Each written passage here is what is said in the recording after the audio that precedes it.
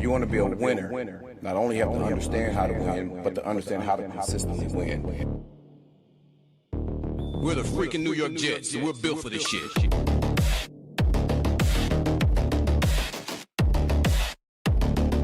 That's our brand of football.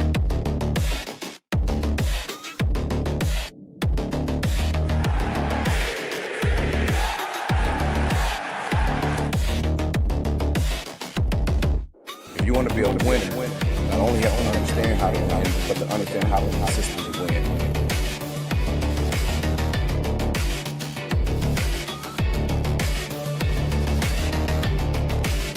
We're the freaking New York Jets, and we're built for this shit. That's our brand of football.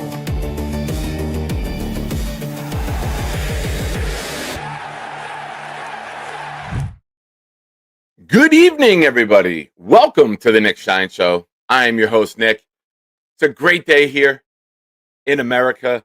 USA won the Stanley Cup. I'm not a hockey guy. I don't know. It's my first hockey game that I watched in 20 years.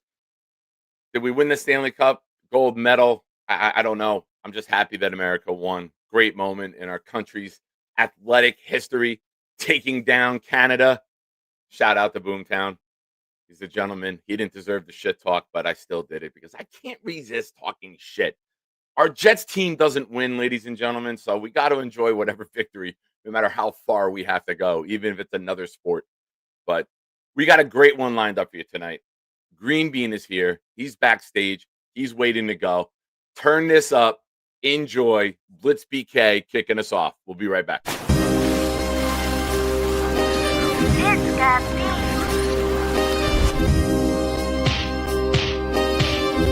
Gentry covered in football! Any day, any night, we all shine, bro. First class shine time, the Nick Shine Show. Anytime on YouTube, if you don't know, the Nick Shine Show, the Nick Shine Show. Dim the lights, but it's still bright as Nick time. Day or night, this is his prime, it's Nick Shine. Proud fan, well defined, so get in line. Toe to toe with any show, he only got 9. The best show on YouTube, bro, is easy. We talk Jets all day, please believe me. Subscribe, you just gotta click the family. We not a click in 3D. You can see a beautiful DP. We see through the fake teams and the tea leaves. So we pray for a coach and a QB and hope that we close to the top in the new league. A toast to the host with the most, Nicky. Who, me? Any day, any night, we all shine, bro. First class shine time, the Nick Shine Show. Anytime on YouTube, if you don't know, the Nick Shine Show, the Nick Shine Show. Fantastic. Absolutely fantastic. If you're a channel member, hit the Blitz BK emoji. Show him some love for the best opening song in YouTube, in my opinion. I'm a little biased, though. A little bit biased. All right, little housekeeping before we get the guest in here. Hit the like button. Subscribe to the channel if you have not already. Also, we have a raffle going on. Winner's Choice. We'll be doing a raffle Sunday, March 15th. Now, what does winner's choice mean? Well, I'll explain to you. You get to choose the player that you want. Mini helmet, an autographed jersey, or if you want something to put up on the wall, a photograph. So, raffle entries are doubled on Sunday nights. $5 super chats and up get you on. Gifted memberships, great way to spread the love in the community. Not the way that Johnny Boy or Tom Ace like to spread love, but I digress. Folks, it's a good friend of mine. This is, you guys know this who watch the show often. I always say that they're for me, I have a Mount Rushmore of Jet content creators. And this gentleman he was the first one that I started watching. And one day, through Jeremy Jet's Chaos, I was able to start becoming friendly with this guy. It was like, I was smitten. I'm not going to lie. Yes, I'm going to fluff him up a little bit before he gets on here, because as soon as we start talking, it's going to bounce out very quickly. But it's an honor for me to call this guest a friend. He's been very inspirational to me in my life outside of the sports world. Some of you know that story. But this is the first time he's on this show, though, where I have the longer beard, and I'm going to fucking remind him of that the entire night. So, ladies and gentlemen, let's welcome, you know him, you love him, and if you don't, how big is the rock you've been living under? Welcome, Greenbean. What's up, brother? USA! USA! We won the Stanley Cup! We won the Stanley Cup, Bean! That was one of the best things I ever heard. I was like, fucking yeah, the USA won the Stanley Cup. Like, holy shit. Ooh, I don't know what it's called. I don't know. Great moment, though. It was the I gold literally medal, woke up man. at 8:10, and there was 1940 in the game. I'm like, all right, and I'm starting to wake up. I didn't go to bed till like 2:30, so I watched the first period, like holding the phone, and then I got up. I started getting myself together. Went upstairs to the living room, watched the second, and then I had to get ready. I'm watching the third as I'm driving to work. I get to work. I do like site manager for basketball games, and I literally walk in the building, put my phone down, lean it on the coffee cup. I put the earbud in. 7 seconds later, we hit the winning goal. I was like, great. I don't even have Like, to worry look about at me. football. Yeah, this never happens. Well, good for you. You finally got to see something positive in the fucking sports world. We never see that.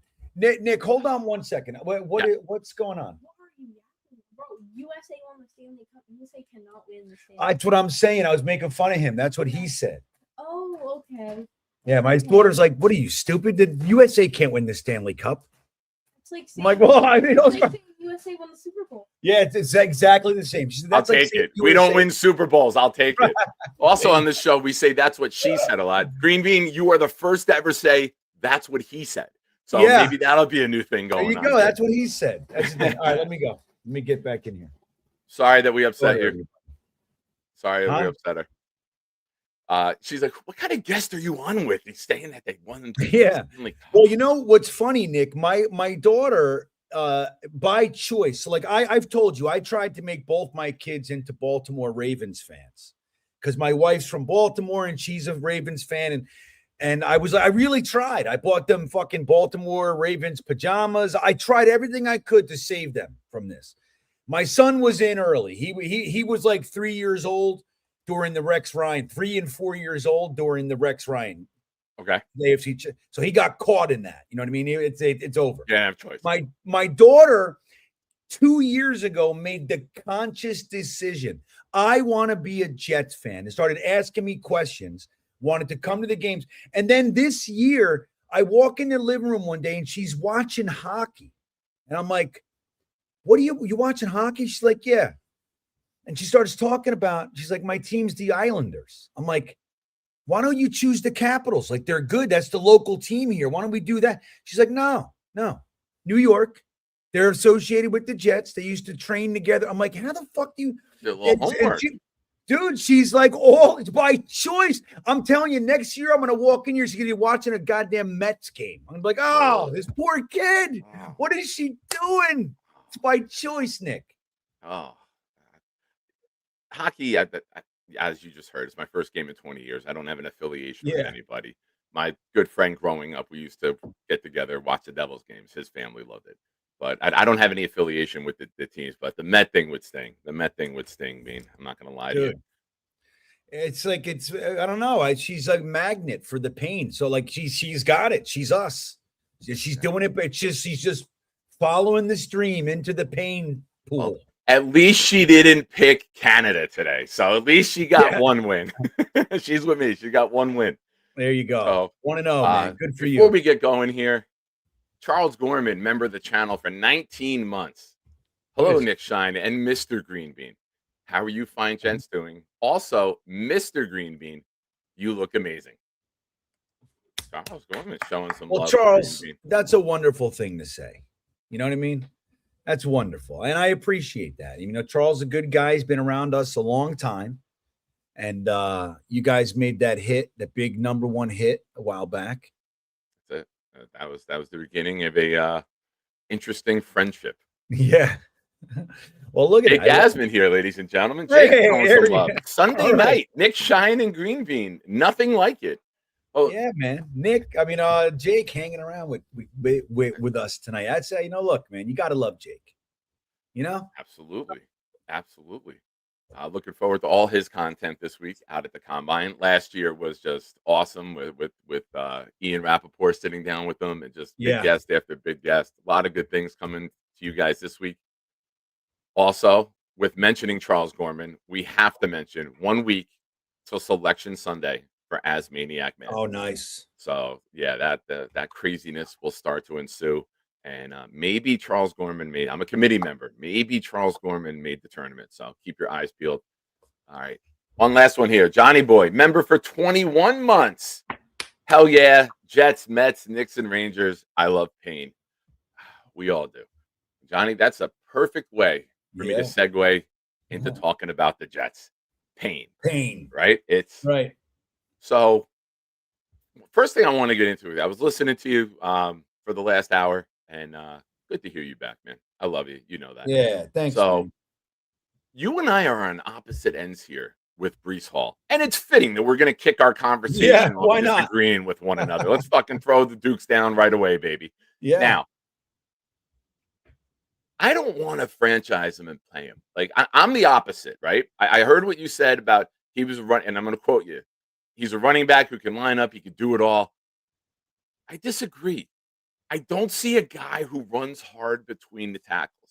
How many times have we seen him get a handoff, and instead of just playing Greenbean football and Nick Shine football, lower your fucking pads, break through the tackle, and keep going, he stops. He spins, and now it's a 2-3 yard loss. Instead of just getting that contact like you have to between the tackles and trying to fall forward. Right? Curtis Martin, to me, was not the most physical running back we ever saw, but he mastered the art of glancing blows, falling forward, and being 6 feet. You fall forward, you get 2 yards out of that, right? And that adds up over the course of, a couple thousand carries in your career.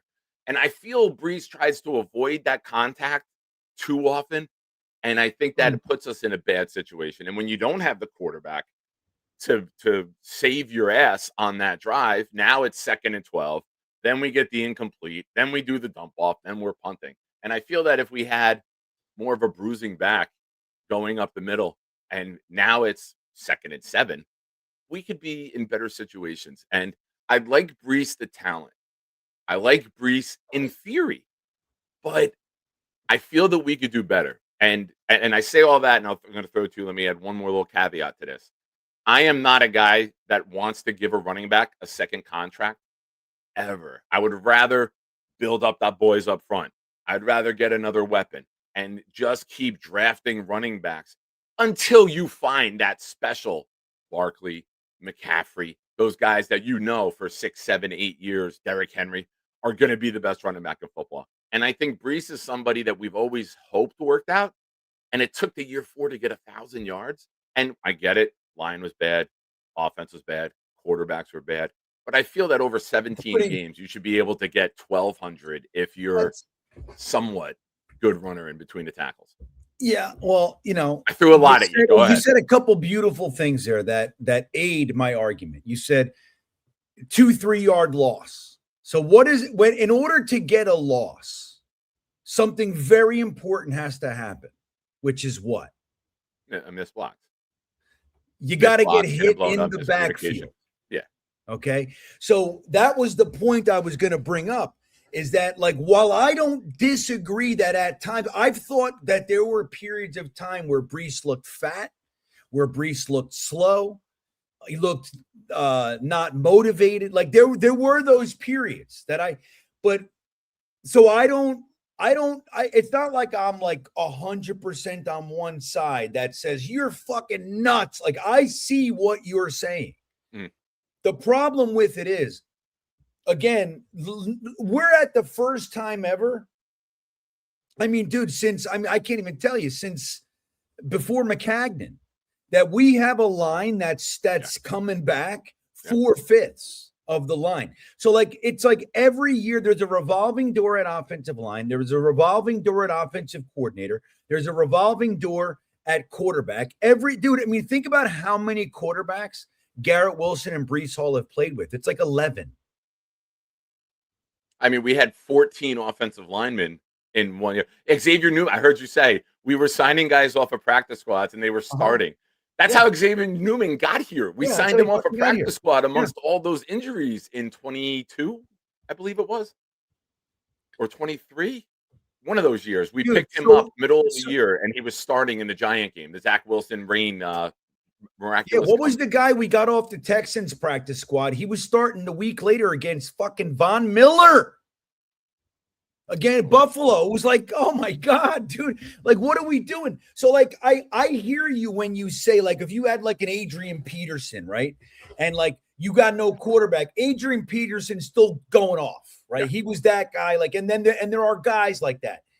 But when you look at our situation, Breece Hall still, like 2 years ago, he had 1,600 plus all-purpose yards. Last year, he had 1,450 all-purpose. So, like, this is a guy who's doing his job. He's producing at a high level in the worst situation in the NFL, man. Like, again, we're so bad that we can't figure out how to get that number one pick, but we are routinely the most embarrassing team in the NFL. We just happen to squeeze out a couple wins. So That's the difference.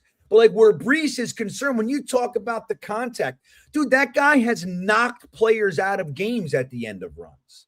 Like he knows how to lower the boom. Not between the tackles, though, out in space. Like he picks his battles. Sure, but he's getting hit behind the line. He's better around the edges. Why? Yeah. Because it gives him a second to fucking build up some steam. He's getting hit a yard, 2 yards behind the line of scrimmage on many runs, man. There's nobody that's going to succeed in that situation. I mean, maybe not nobody, but I think Breece Hall, if you look at Breece Hall, Braylon Allen, Isaiah Davis, who I happen to really like all three of them. I'm hoping they bring back Nwangu as the kick returner to give us our number 4. I think that fucking room is so strong. But there's no realistic argument that says Braylon Allen or Isaiah Davis, who I like, have the potential to pop off like Breece Hall. They don't have it. You'd have to go get somebody in the draft, and you'd have to go a little bit earlier than you want. Well, you're going to let Breece Hall go, and then so when you say a little bit earlier, where you want to go? You want to get Love with pick 16? No, I would never. I don't want to re-sign a running back. Why would I take one in the first round, right? I think 16 and 33, but more so 16, because I feel the blue chip players will be gone, right? Unless some crazy shit happens and somebody miraculously falls to us. I think the blue chip talent will be gone by 16. And I think that's where you hope to move back from. Maybe somebody wants to come up and get that next tackle. Maybe somebody wants to get that next edge that fits their scheme. Whoever slides get a third. Bit. And I really like the second running back from Notre Dame, Price. Now, Connor Rogers the other day said that he likes him so much that if you told him he would be a top 5 running back in the league 2 to 3 years from now, he sees nothing wrong with it. He sees the talent there, but he was behind Love. And if you bring him into a situation, perhaps like the Jets, like it's not just a normal 3rd round pick either. I mean, it would be like our 4th or 5th selection. So that's where normally 4th or 5th round, I'd be okay taking a running back. But like the year we got Breece, he was the 4th pick. I don't care if it was an early 2. He was the 4th pick. You went corner, you went edge, you went wide receiver, and then you're like, all right, we got a luxury pick here. We're going to take Breece Hall. So I don't know the plan. I wouldn't want to go out in free agency and spend money on somebody after we just let a guy go. But I'll put it this way. If it was, and we just saw Javonte Williams get 3 years, $24 million, and he's had some better numbers than Breece at times, right? He had a better rushing. He had over 1,200 this year. He had more touchdowns than Breece. If you told me it was 2 years, $20 million, I wouldn't be upset because we have the money now and we have the money next year. Yeah, that's what I'm saying. Then you have time. But I don't know if Breece will want to do that. And I think you're going to have to tag him. I don't think you're just going to. You got to tag him, dude. Yeah. You got to tag him. I mean, think that's it's going to be dramatic. What's that? You think it's going to be dramatic if we tag him and he wants to hold out? He doesn't But do you give 2 shits, really? I don't want negative stories anymore. Fuck him. Look, man, this is how you do it. You control the narrative by Muji should go out front and go, you heard Breece Hall say it today. I'm going to get everything that's coming to me. Yeah, you should get everything that's coming to you. Here's the other side to that comment. We're going to get everything that you're fucking worth using the rules that are available to us The rules and tools, baby. And we have them. One of them is called franchise tag. You're locked up. Your agent can go find a trade. If it's not a third or higher, tell your agent not even to bring it to us. And we don't really give a shit. You're either playing for the Jets or you're getting us a third-round pick. It's that simple. Okay. No hard feelings, brother. That's what I'd say. Right. No hard feelings, man. Okay. All right. Fuck you. Well, all right. It took you 20 minutes into the show to say "fuck you" to me for the first time. No, I I'm lost that fuck bet. you to I Breece. know what you're saying. I lost the bet, Bean. I had the over. E Boogie says, fellas, if Breece Hall walked, did you guys feel Braylon Allen or Davis would be good enough to replace him? If not, what's the plan B? Boogie, I thank you for the super chat. You are in the raffle for 2 entries. We kind of answered that without seeing this super chat. I think we kind of went through that, but I do appreciate the support. I would be someone to draft and help build that up there. Ladies and gentlemen, Kyle Clifton. Yo. In with a $20 super chat. The coach sucks. We have no QB. Stadium is effing terrible. Owner rejects thinking outright. We have draft picks that we probably will blow. Same as it ever was. Well, When's the last first-round pick we blew, though? Zach? We've been doing all right. Is Will McDonald? I mean, he's fine. They tried to make him an every down back, or not back. You know what I mean? Every down rush or less. All right, so we figured out he's a specialist. No problem. I wouldn't have taken him, but he's not a bum. He's not Vernon Golston. See, to me, he should have been our Mariano Rivera. He was supposed to be the closer. And the games that were close, Pittsburgh, Cincinnati, Cleveland, he was getting sacks late in the game. Here's the problem with a Will McDonald. You got to have the fucking lead for him to do what he does best. Right. We didn't have that in many games. But the games that we were in, when the linemen are getting worn down, that's where he can be impactful. So He's a good player. Again, I don't think any of us would have taken him. No. Jackson Smith and Jigba. I was a big Anton Harrison guy that year. Yeah. But it's like, but all right, but he's a good player. He's not a bust by any means. But then so Zach Wilson, then the second Zach pick of 21. Wilson was, and you can argue AVT, but he's a stud. He just can't stay healthy. Yeah. But and I don't know. I don't think we should bring him back. To be frank, Agreed. 100% agreed. Enough of this. People say, give him a 1-year prove it deal. This was the 1-year prove it deal. That's it. This was and he couldn't even make it to opening day. 60% of his career, he hasn't dressed up after Halloween. Yeah. Listen, crazy. Sometimes you need to change the scenery. Sometimes you just tip your hat and say, hey, man, we like you. We like what you, we like who you are. I was talking to Dom C yesterday. Keep an eye on Project Prospect with Dom C. Myself and Buffalo Jet fan Dom, we did a 3-person mock last night up to pick 33. We rotated it. We each got a jet pick. So keep an eye with that coming out.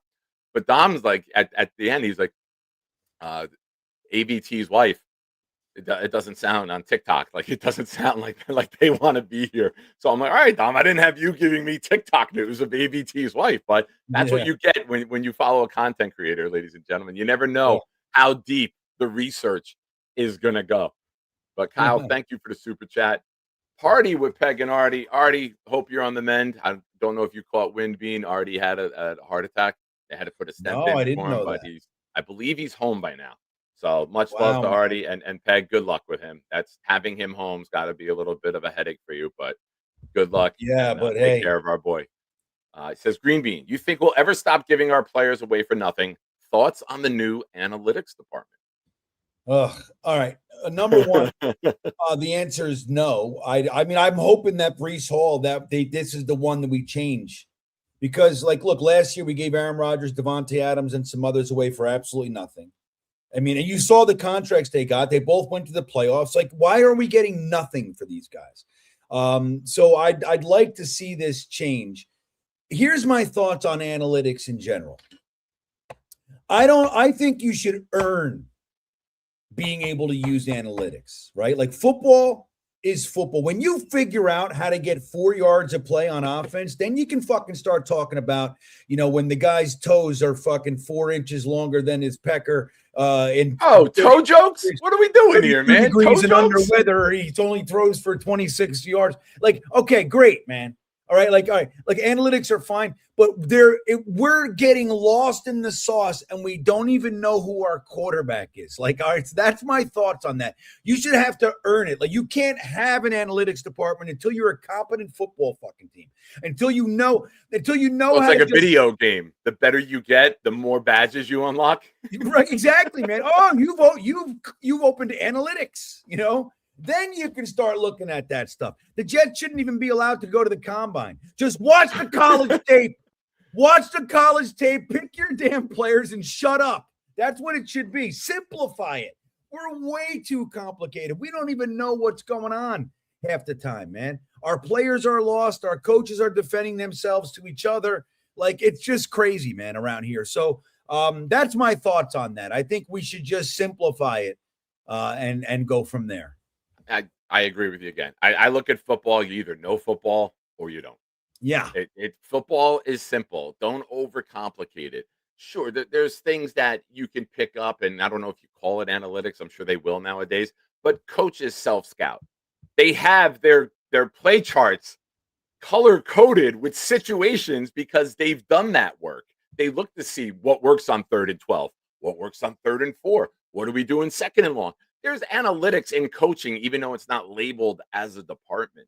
So I don't want to get too nerdy with football, but I get it. The way everybody is trending now, you got to have a department or else you're feeling left out. So, I mean, if you're not trying, right, I'll take any attempt at winning that the Jets can throw at us. But shout out to all of you here. We got 115 watching right now. Hit the like button. Subscribe to the channel if you haven't already. It's Sunday night. It's Shine Time and Prime Time with Greenbean. All raffle entries are doubled. March 15th, winner's choice. You choose the player. The only one not eligible is Joe Namath because we just did a Joe Namath raffle last Sunday. Shout out to Leany for winning that one. But you pick the player. Mini helmet, a jersey, or an autograph if you want to put something up on the wall. Thank you to everyone who's contributed so far. And welcome to all the new viewers that probably came over from watching the Great Greenbean Show. Knobcraft says, remember, for 23 months. Now, this is the leader in the clubhouse. He's the first shiner. So 23 months is the benchmark, ladies and gentlemen. Shout out to Knob. Says, Breece isn't good enough to be waxing poetic on shit. He's a mediocre player that whines about how much he sucks. All right. And Knob is poetic, though, at times. Greenbean, it's... Yeah, I mean, like I said before, I hear it, but just include everything. Include everything. When this is a guy who got 1,000 yards and another 450 in the air, 5 touchdowns on a team that couldn't do anything else. Nothing else, right? And you look at these years, it's like Garrett Wilson until this year. How does he get 1,000? Like, oh, he only got 1,000 yards. Justin Jefferson got whatever. And it's like, dude, these other wide receivers that we're comparing Garrett Wilson to have had the same quarterback for 2, 3, 4 fucking years, whatever it is. Garrett Wilson has had 11 quarterbacks. So they can't do anything on offense, yet somehow Garrett Wilson and Breece are figuring out how to still contribute at that level where we're talking about it. We're minimizing 1,000 yards. Imagine if they were actually on a team that was competent. And don't forget, it's not just the offensive line, guys. It's not just the quarterbacks. It's the offensive systems. They've had to learn a new system every single year, just about. I mean, you could argue that the Hackett Downing thing wasn't the different system, but still a different play caller, different coordinator. So in the middle of their season, you demote the damn guy. Then they're firing the head coach fucking mid-season. It's like, dude, the situation here has been crazy, abysmal, laughingstock. The fact that we haven't had the first overall pick the last 4 years makes it that much worse. That's the torture. And I had a tweet. You'll appreciate this tweet. It's going to take me a very long time to forgive Chris Banjo for being so goddamn good at his job that it cost us the #1 pick. Yeah. Like the only guy who did well this year cost us in the Cleveland game, in the Atlanta game. Our special teams were so good. We should be picking number 1. Oh, yeah, But we're going to suck. Yeah, our special teams are going to fall off a cliff. I mean, you know that. We'll figure out the offense this year, and the defense and special teams will be so fucking bad that the 40 points we scored won't win. You know why? Because we're going to have to take those guys and make them fucking starters. They're not going to be special teamers anymore. That's a great point. That's a great Neil point. with the super chat. Shout out to Neil. Appreciate you watching. Breece is a patient back with great vision. We did not use him for his receiving ability. No back can take a check down to the house like Breece. Tag him, Greenbean, keep the beard off. Neil, appreciate the super chat. Bean, I'm gonna let you take this. I gotta turn the heater off. It's getting too warm in here. I'll be You're right all back. fucking hot and bothered over there. It's just That's my it. We're talking presence. football with Greenbean, baby. Go ahead and blame the heater. It's me, everybody. Well, yeah, man. That's what I'm trying to say. Like, we've seen it time and time again. Breece he's a true feature back. Now, he might not be the number 1 back in the league. That's fine. But he's a damn good one. And just look at our stable, which I happen to love. I don't think Braylon Allen or Isaiah Davis is Breece Hall. Do you? If you do, you're nuts. I mean, I love Braylon Allen, but I would hate to see him be the guy that we're trying to give 20, 25 carries a fucking game, man. I was so surprised that how they didn't use him. Like, what did we? I said leading into the season, Braylon Allen behind ABT and Membu was going to be the Jordan fade or the LeBron flop, whatever your signature move is that you like, right? But I thought that we saw it all preseason. It was Allen behind Membu and ABT. Pittman moves over. Well, you know what happened? ABT got hurt, and then it changed. And then they never gave Allen the ball. And the time they give him the ball, it's on special teams. So, Banjo, thank you again for hurting the Jets. The way to use Braylon Allen, it's really simple, man. And it's not to say, like, we got the 3 running backs, so I'm a big believer in the best players are on the field. I don't give a shit if it's 3 running backs, right? I really don't, right? So having those packages in. But the way to use Braylon Allen is that, like, anything 3 or really 2 yards and under, it's Braylon Allen. And that's you use his hammer and you save Breece. You're not using Breece on fucking 3rd and 2. You know what I mean? It's 6 feet. Braylon Allen's got to get you 6 feet. And that's the whole job. And you got to get to the point where your offensive line and the running game, you can go, hey, we're running right here. And you can still get 6 fucking feet.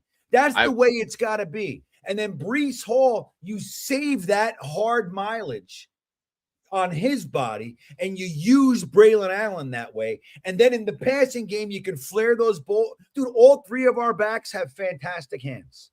All 3 of them. That is an X factor that a lot of teams don't have. There are running backs in this league that are really great behind the like in the backfield and can't catch for shit.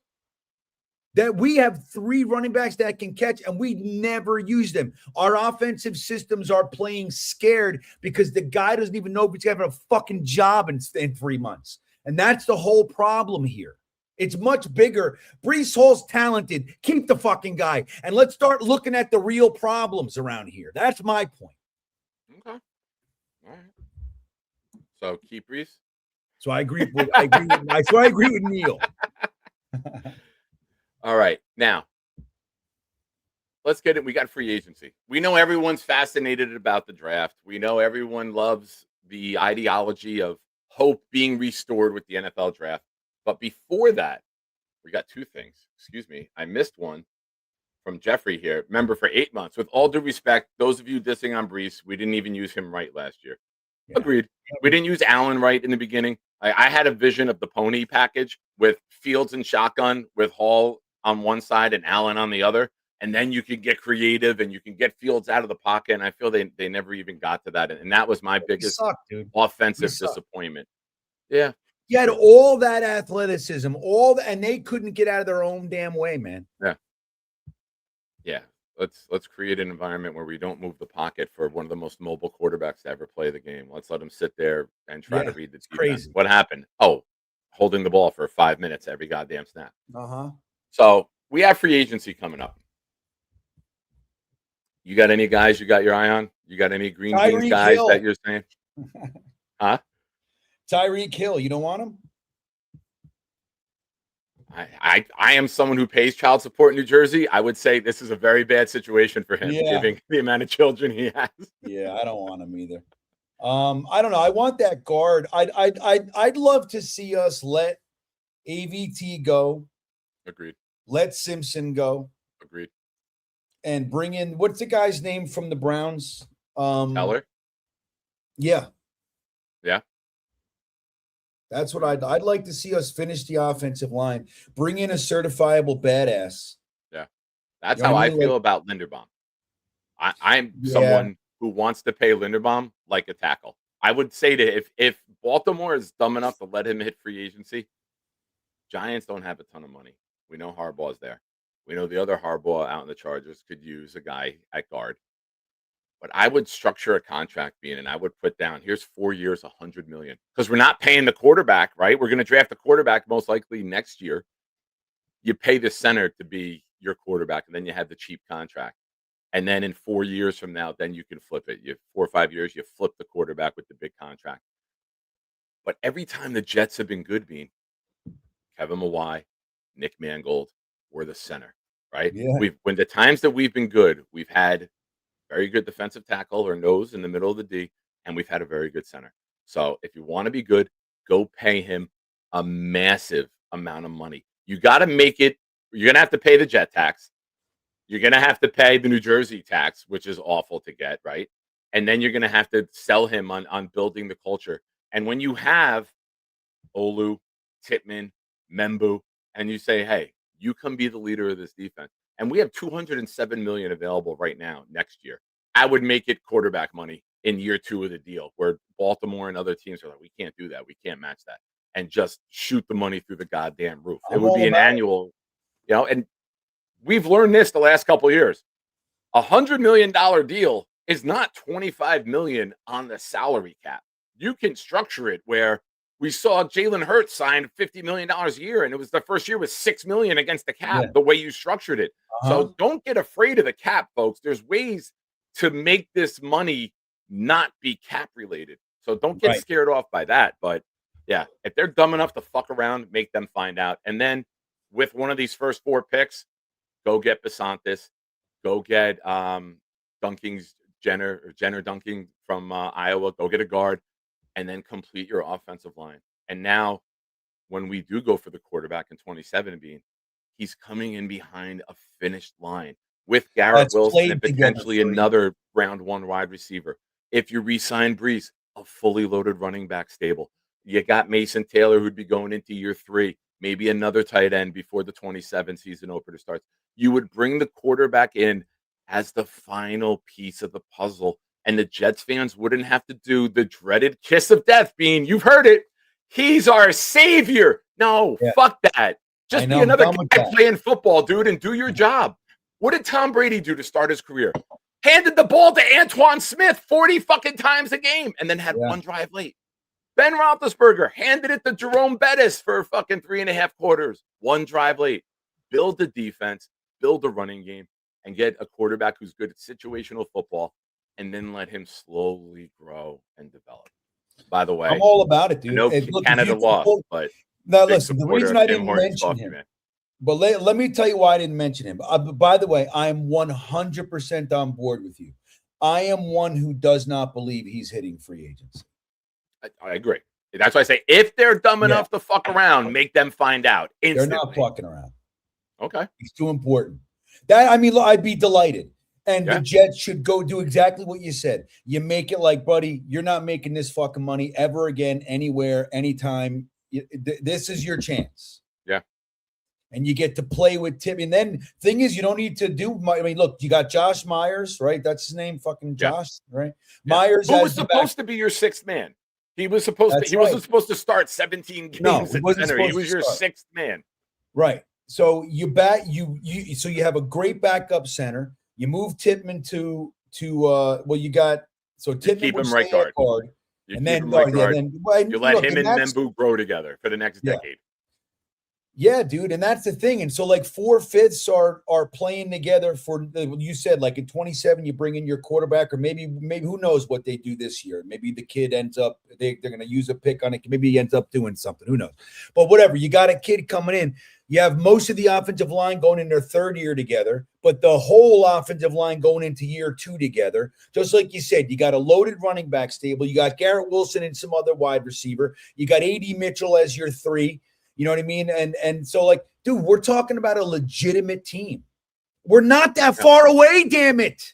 And that's what I'm saying. Nick, I actually believe because our finally, as a collective, even last year, Jets fans were out of their fucking minds trying to convince me that we were going to be 9-10 wins. I don't know, man. I was like, okay, guys. I mean, look, I'm with it. I'm totally in, obviously, but I can't see it, right? I can't. This year, I'm telling you, as a collective, I'm seeing it more this year than I have in the last 20. Jets fans, our expectations are rock bottom. We're just like, this year is going to suck. We're already looking at 2027. Yeah. The year we sneak into the fucking playoffs. This is the year. I'm telling you. Frank Reich. Talk dirty to me, I'm baby. telling you. I'm telling you, man. I can see it. I know how this shit goes. I'm 53 years old. I come up through the school of hard knocks. I fucking I've had a tough, long life, man. I seen some shit, Nick, just like you have. We've seen things, reality things, not fantasy things. We know how the world works. This is how it comes. Everybody goes, fuck this. This team sucks. That's when they pull us back in. Yeah. That's how they do it. That's what this is going to be. We're going to get into the wild card. I don't give a shit. I want this damn streak to end. That's all I want, you know? Yeah. And this is the year when you get into the playoffs, anything can happen. You know, all you got to do is get in that fucking thing. You could have a head coach in Pittsburgh in 2004 take a fucking knee to lengthen the longest and worst kicking field goal stadium in the NFL, and then have your kicker hit the fucking crossbar. Shout out to Herman Twice. Edwards. But he took the knee on one. He had Pennington get to the middle of the field and take the knee, and then we lost 2 yards, and then the kick hits the fucking crossbar. You can't write this shit up, man. Shout out to Peter Castro, says Breece plays like he's not interested. I think Breece how would you play? How would you play with who was our quarterback? Fucking Brooks Bollinger last year. What was his name? The kid. I wish we had that well a quarterback play. Right. Dude, I mean, come on, man. Like every 3 weeks is a different quarterback. I mean, like, and they know like the defense can't stop anybody. Steve Wilkes sucks. Like, I mean, how motivated can you be? Like, and I hear you. Look, if you start bringing out, dude, he's making $4 million a year. I mean, shit, I'm fucking motivated loading boxes in a truck for fucking, $12 an hour. I get all that, but you can't, it's relative. Like you can't compare the two. It's apples and oranges. This is a competitive sport. It's inspiration. It's adrenaline. It's all those things. And when that gets sucked out of you for not only weeks in a row, years in a row. Dude, we brought Aaron fucking Rodgers in here. We had Hard Knocks. There was so much hubbub. That year, we got the offensive and defensive rookies of the year. Darrelle Revis was the first ballot Hall of Famer. Joe Klecko finally gets in after 30 years of yelling, bitching, and screaming. That all happened on one night. They gave us the Hall of fucking Fame game, 7 primetime games, and 4 plays. And they had no backup plan. They were like, holy shit, Zach Wilson's back. So he had to do that. Can you imagine what it feels like to be the kid who thinks his career is going to, you know what I mean? This is their life. Us, it's like, yeah, we're fans and all that shit. Don't get me wrong. I don't minimize that ever. But come on. You know when we knew that season should have been shit? At the Hall of Fame game when the fucking lights turned out. We should have went, oh no. It was our first nationally televised game and the fucking lights go out at Canton. And they're standing there on the field. And the announcers are saying, oh, you guys don't realize that the cameras are these are premium cameras. It is so much darker here than these cameras are making it look right now. That should have been the sign for us to know. Shout out to E Boogie with a super chat. Says, hell yeah, Green Bean 17-0. Let's go. All right, Boogie, let's wait a year and then we're at 17. That's me. Got to wait one more year. We got to build the defense a little bit. So free agency Any guys on defense that you're looking at, Bean, or do you have anyone that you want? Or I don't know. I was thinking about. Well, see, edge rusher is kind of like I think we're logjam there, and then you see that's the strength of the draft. I know the Jets aren't going to be able to bypass it. Like I just wish they wouldn't this year. But like I would really rather take Sonny Styles and Caleb Downs. And so I'd rather do that and like change the culture of the defense than fucking add a third edge rusher. Like that's just the way I see it. But they're going to do that. So I don't want an edge rusher in free agency. Now, what I think if that's our plan, what I would love to see the Jets do is to make a similar Linderbaum-esque overture to Devin Lloyd. I would love to see bring that guy in here and go, buddy, you're the centerpiece. You're CJ Mosley. You're Marvin Jones. You're Bart Scott. You're this era's version. All right. We're going to surround you. You're going to be the captain of this fucking defense. It's going to be your defense. You and Aaron Glenn's going to go through you. Okay. And then we're going to have all the kids, around you, so to speak.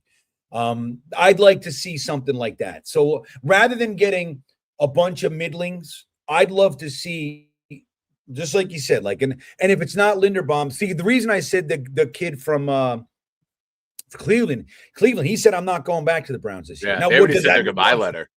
Him and his wife already wrote their goodbye letter to Cleveland. So does that mean that he wants to come here? Probably not, but I would still, that would be my goal here. But so you go Linderbaum on offense, you go Devin Lloyd on defense. You got 2 first-round picks. You got 2 second-round picks. You got a whole bunch of day 3 picks. You figure out how to parlay them to jump up into the 4th and 5th rounds as best you can. You know what I mean? And then you got 3 firsts and a second next year. And so you can really, you get those linchpins this year.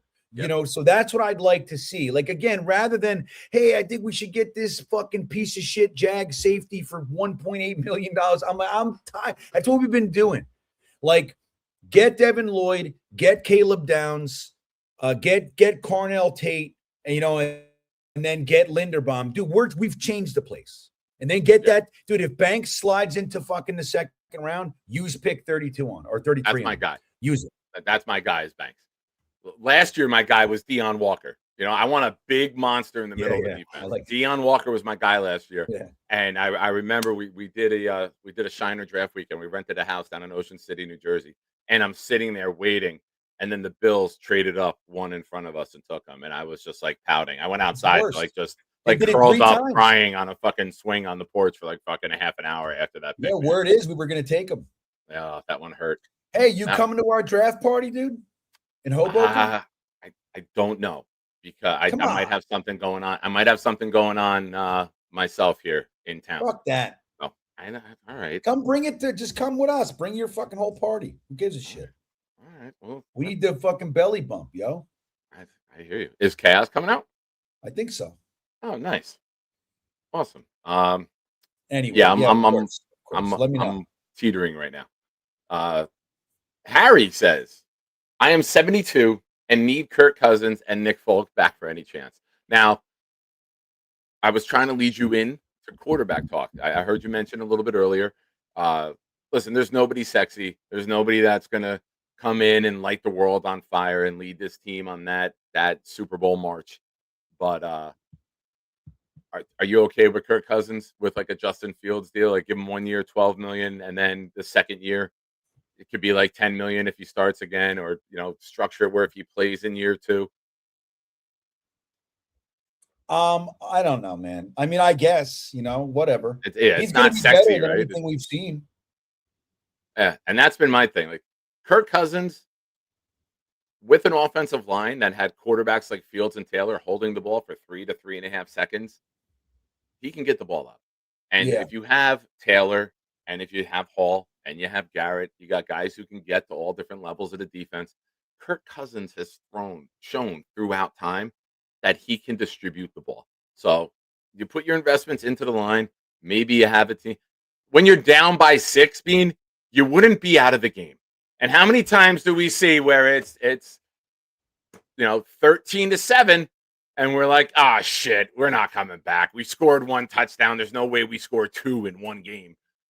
You'd still have a chance. And Yeah. it might not be world beaters, but I think you could see some competent offense and it can bridge you a year. Yeah, I think Kirk Cousins would be the best possible bridge situation for an offense that might want to throw the ball and then open up the run. And if you're going to tag Breece and you're going to pay Breece, you might as well get a quarterback who can allow you to fully unlock Breece Hall, right? And that's how you get into the wild card, dude. That's how you do it. And what? So you would take Cousins versus Carr. I think if we learned anything from the Le'Veon Bell, do not sign a guy who sat out for a fucking year. Give me Cousins. Even though he had an injury, though, he sat out to heal. I know. They're But there's been concussion issues with him too. The shoulder. I don't know. I know, it's scary as shit. It is. It's neither one of it is Super Bowl talk, but I'm concerned with the Johnsons because Kirk Cousin and his agent kind of used them years ago. You know, the year that we drafted Sam, they came to the Jets and they were trying to get money from the Jets, and then the Jets were in, and then he goes to Minnesota for 3 years, 75, or 3 years, 90, whatever it was at the time. And rich people don't forget when they get told no, right? They're very keen to people who have shunned them, and basically Cousins and his agent shunned them. So I don't know if that's the guy that they go back to. You know what I'm saying? But no, it's a good point. I mean, I think they kind of played with Mike McCagnon more than anybody.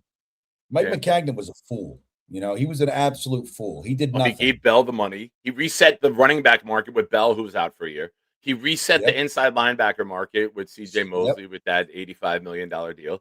And then they got toyed with and taken to the altar and got stood up with Kirk Cousins.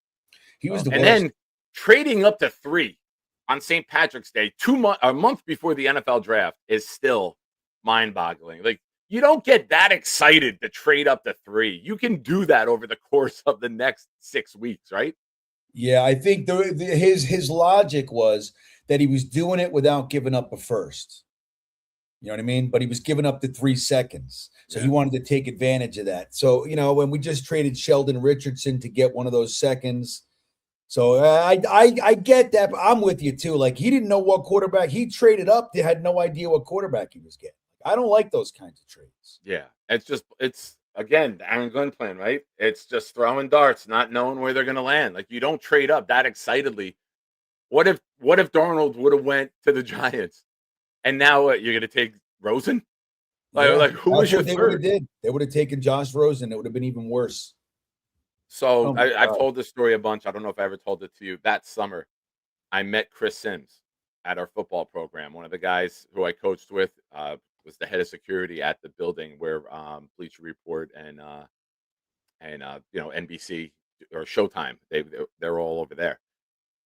He comes to our football program, sees that I'm a Jet fan. We're talking, and he tells me every single person in the Jet building wanted Josh Allen. McCagnon was the only one that wanted Sam Darnold, and he had the final say.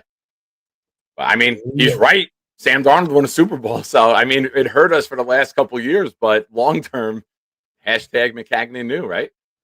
Yeah, I don't know. Yeah, maybe if McCagnon didn't draft 2 fucking defensive tackles with the next 3 picks, maybe he could have safeties back to back the year before. Yeah, I mean, dude, he was an idiot. You know, he drafted Sam Darnold and said, "Now my job is to build around him." And his response was, with the next pick, to draft Nathan Shepard. That was what he did. Canada, right? He was from Canada. He was like 26 years old and from Canada. Yeah. What was the school he fucking? Not Tulane. I always like to say, I get jammed up. But he was in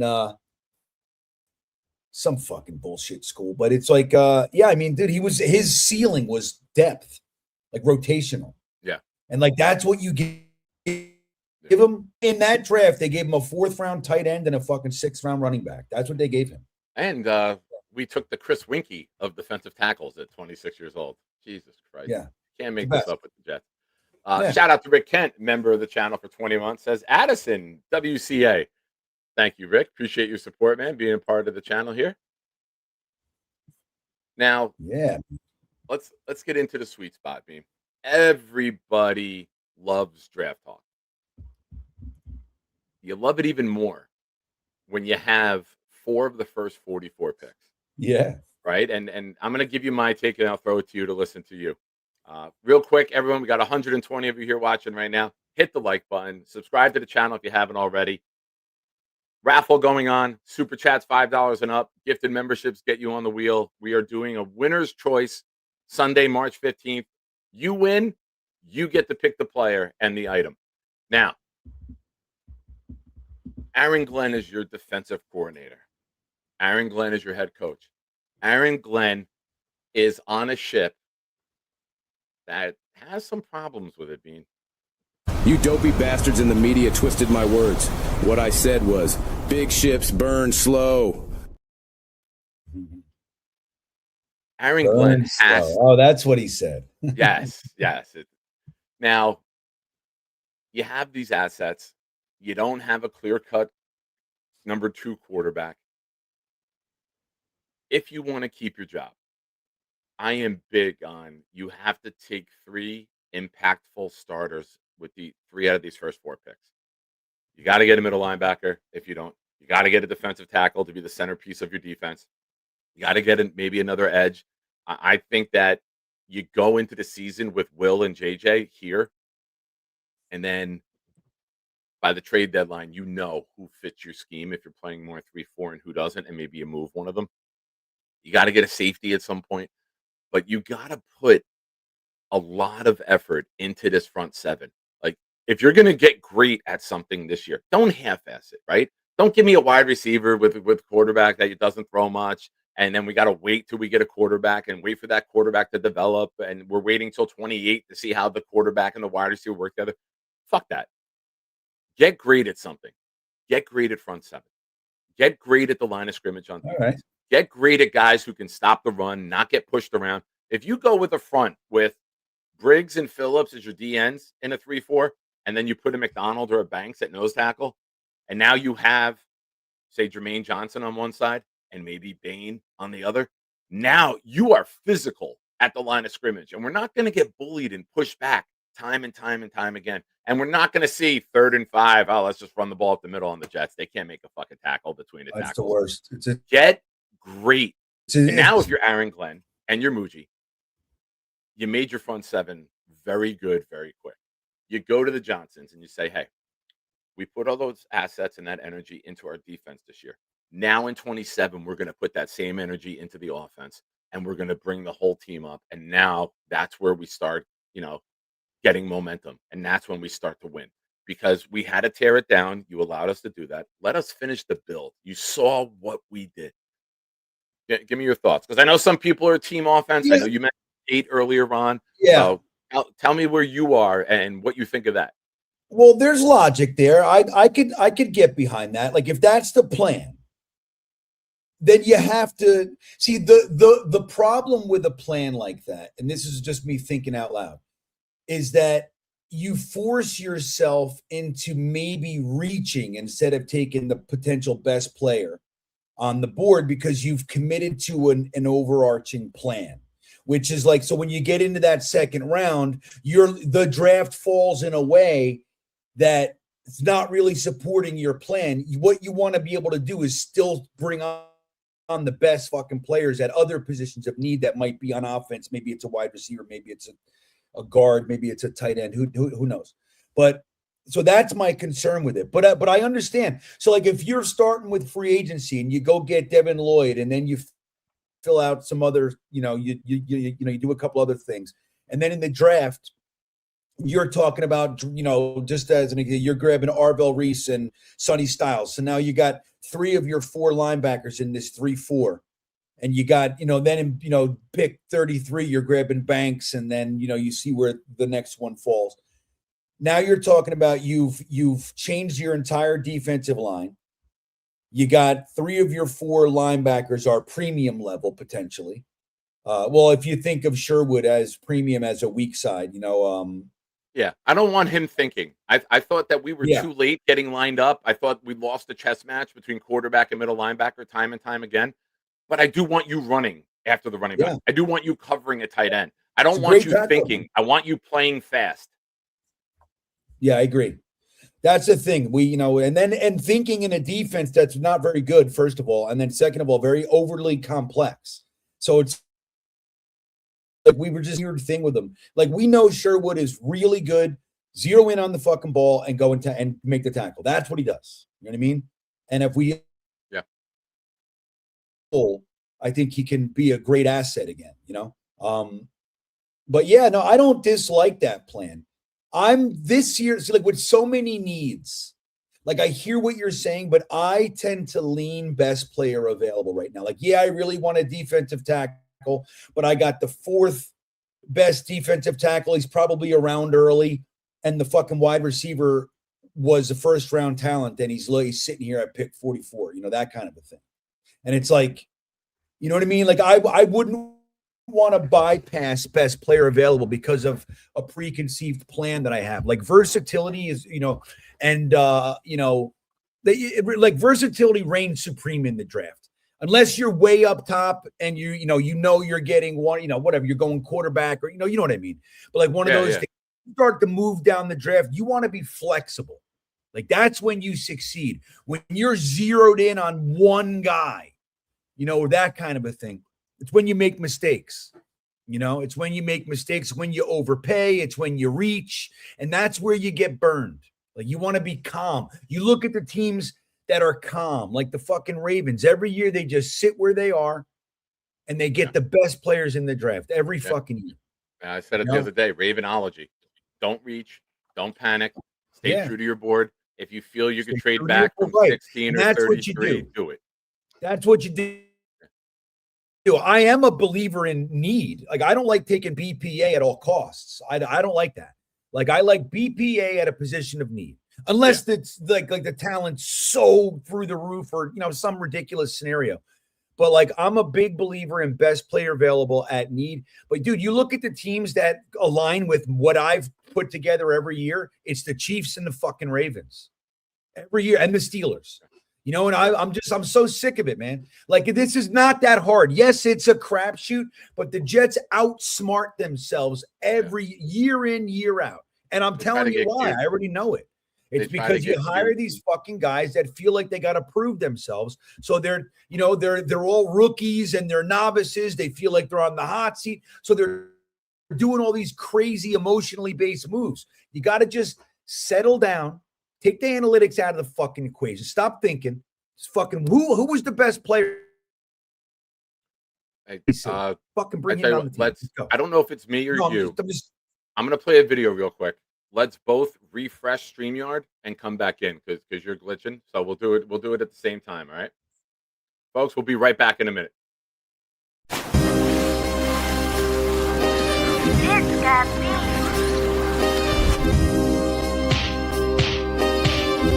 Gentry covered in football. Any day, any night, we all shine, bro. First class shine time, the Nick Shine Show. Anytime on YouTube, if you don't know, the Nick Shine Show, the Nick Shine Show. Dim the lights, but it's still bright as Nick time. Day or night, this is his prime, it's Nick Shine. Proud fan, well defined, so get in line. Toe to toe with any show, he only got 9. The best show on YouTube, bro, is easy. We talk Jets all day, please believe me. Subscribe, you just gotta click a family. We not a click in 3D. You can see a beautiful DP. We see through the fake teams and the tea leaves. So we pray for a coach and a QB and hope that we close to the top in the new league. A toast to the host with the most, Nicky. Any day, any night, we all shine, bro. First class shine time, the Nick Shine Show. Anytime on YouTube, if you don't know, the Nick Shine Show, the Nick Shine Show. Fantastic. All right, looks like it was Bean. I just got a message from him. The whole internet just went down. So he's going to see what he can do on his end. But awesome having Greenbean here. Shout out to all of you in the chat. I know that was glitching. That was freezing.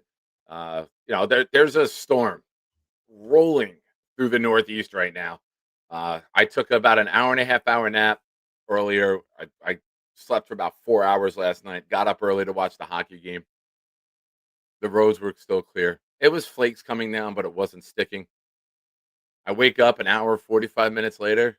By the time I get upstairs, I look outside, gigantic, wet, heavy snow. This is going to be an absolute motherfucker to clear because the snow blowers are going to get jammed with the wet snow. Tomorrow's going to be an absolute disaster.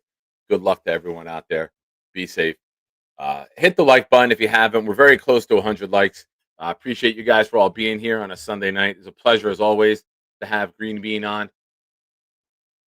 So now, unfortunately, that got cut a little short, but I appreciate Green Bean's time. Like I said earlier, I got much love for him.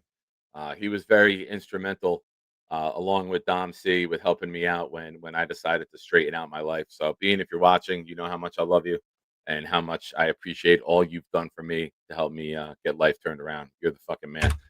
So, call and link is there. I got time to hang out. I don't have to go to work till noon tomorrow for snow removal. So, feel free, call in, give your Jets takes. I will say this again for those of you that missed it earlier. Last night, I had the pleasure of recording a 33 pick mock with Dom C and Buffalo Jet fan, which Dom should have out either tonight or tomorrow. So we rotated, and the way it worked out beautifully with 33 picks is each one of us got a Jet pick. And I'm curious to see what you guys think of that. For those of you in the Nick Shine Discord, I will share that in there the second that comes out, and hope you guys enjoy it.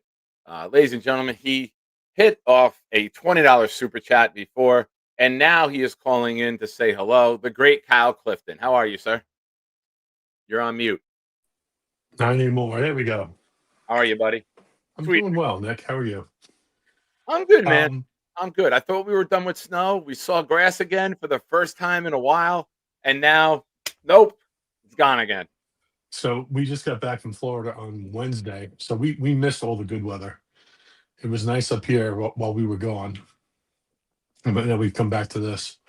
So yeah, I don't mind the snow pay, but it looks like we might have a couple more snow pay days in the next 2 weeks. We might have a little 1 to 3 inches here or there the next couple of days. Also, that's what she said.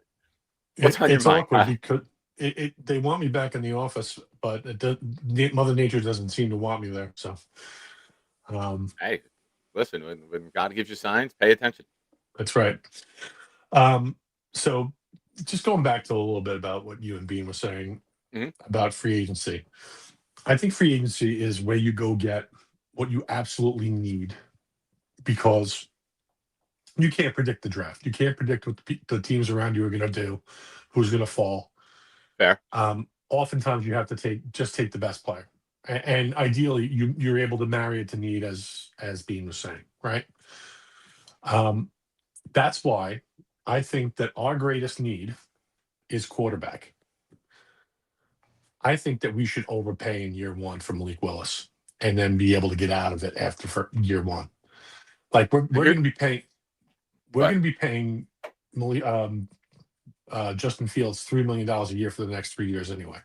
Like, why can't we just give him like $28 million in year one, right? And guarantee half of it, and it becomes fully guaranteed if he's on the roster on September 1 or whatever, right? And then you have $1.75 million bonuses in each year of the 3-year deal. And then maybe after year one, his salary drops down to 11.5 or 11.75 for the next 2 years or whatever. So he's got a true prove-it deal, and then he gets a void on his 3rd year, right? So if he actually balls out, you could probably say, he could probably come back and say, let's tear up my deal and do it again. And both teams would probably be amenable to that. But if he doesn't, let me kick back here real quick. I am very big on Willis going to Arizona to be with LaFleur's brother. I think that's where he ends up. I think they move on from Murray. And I think that the familiarity and the connection there and the fact that they can share info behind the scenes, I think he ends up in Arizona. And I don't think he's going to want to come here. Yeah, I think that's entirely possible, Nick. Like, they're one of the few teams that could probably do it. Like, there are very few teams with available cap room that actually need a quarterback, and the Cards are one of them. And, another team that might be sneaky there is the Steelers if Rodgers doesn't come back. That's fair. But like if you look at the McCarthy, teams, right? McCarthy is a good guy to have, mold and mentor. He's still a young quarterback, right? I think we learned this year with Sam Darnold, or the last 2 years with Sam Darnold, that you're still a young quarterback in your mid to late 20s. It's not like, oh no, he's too old, he can't play. No, the guys are still evolving, and the game is always evolving. And McCarthy has shown the ability to coach quarterbacks throughout the year, and he might be the guy to get you lined up. He's kind of like the offensive Tony Dungy.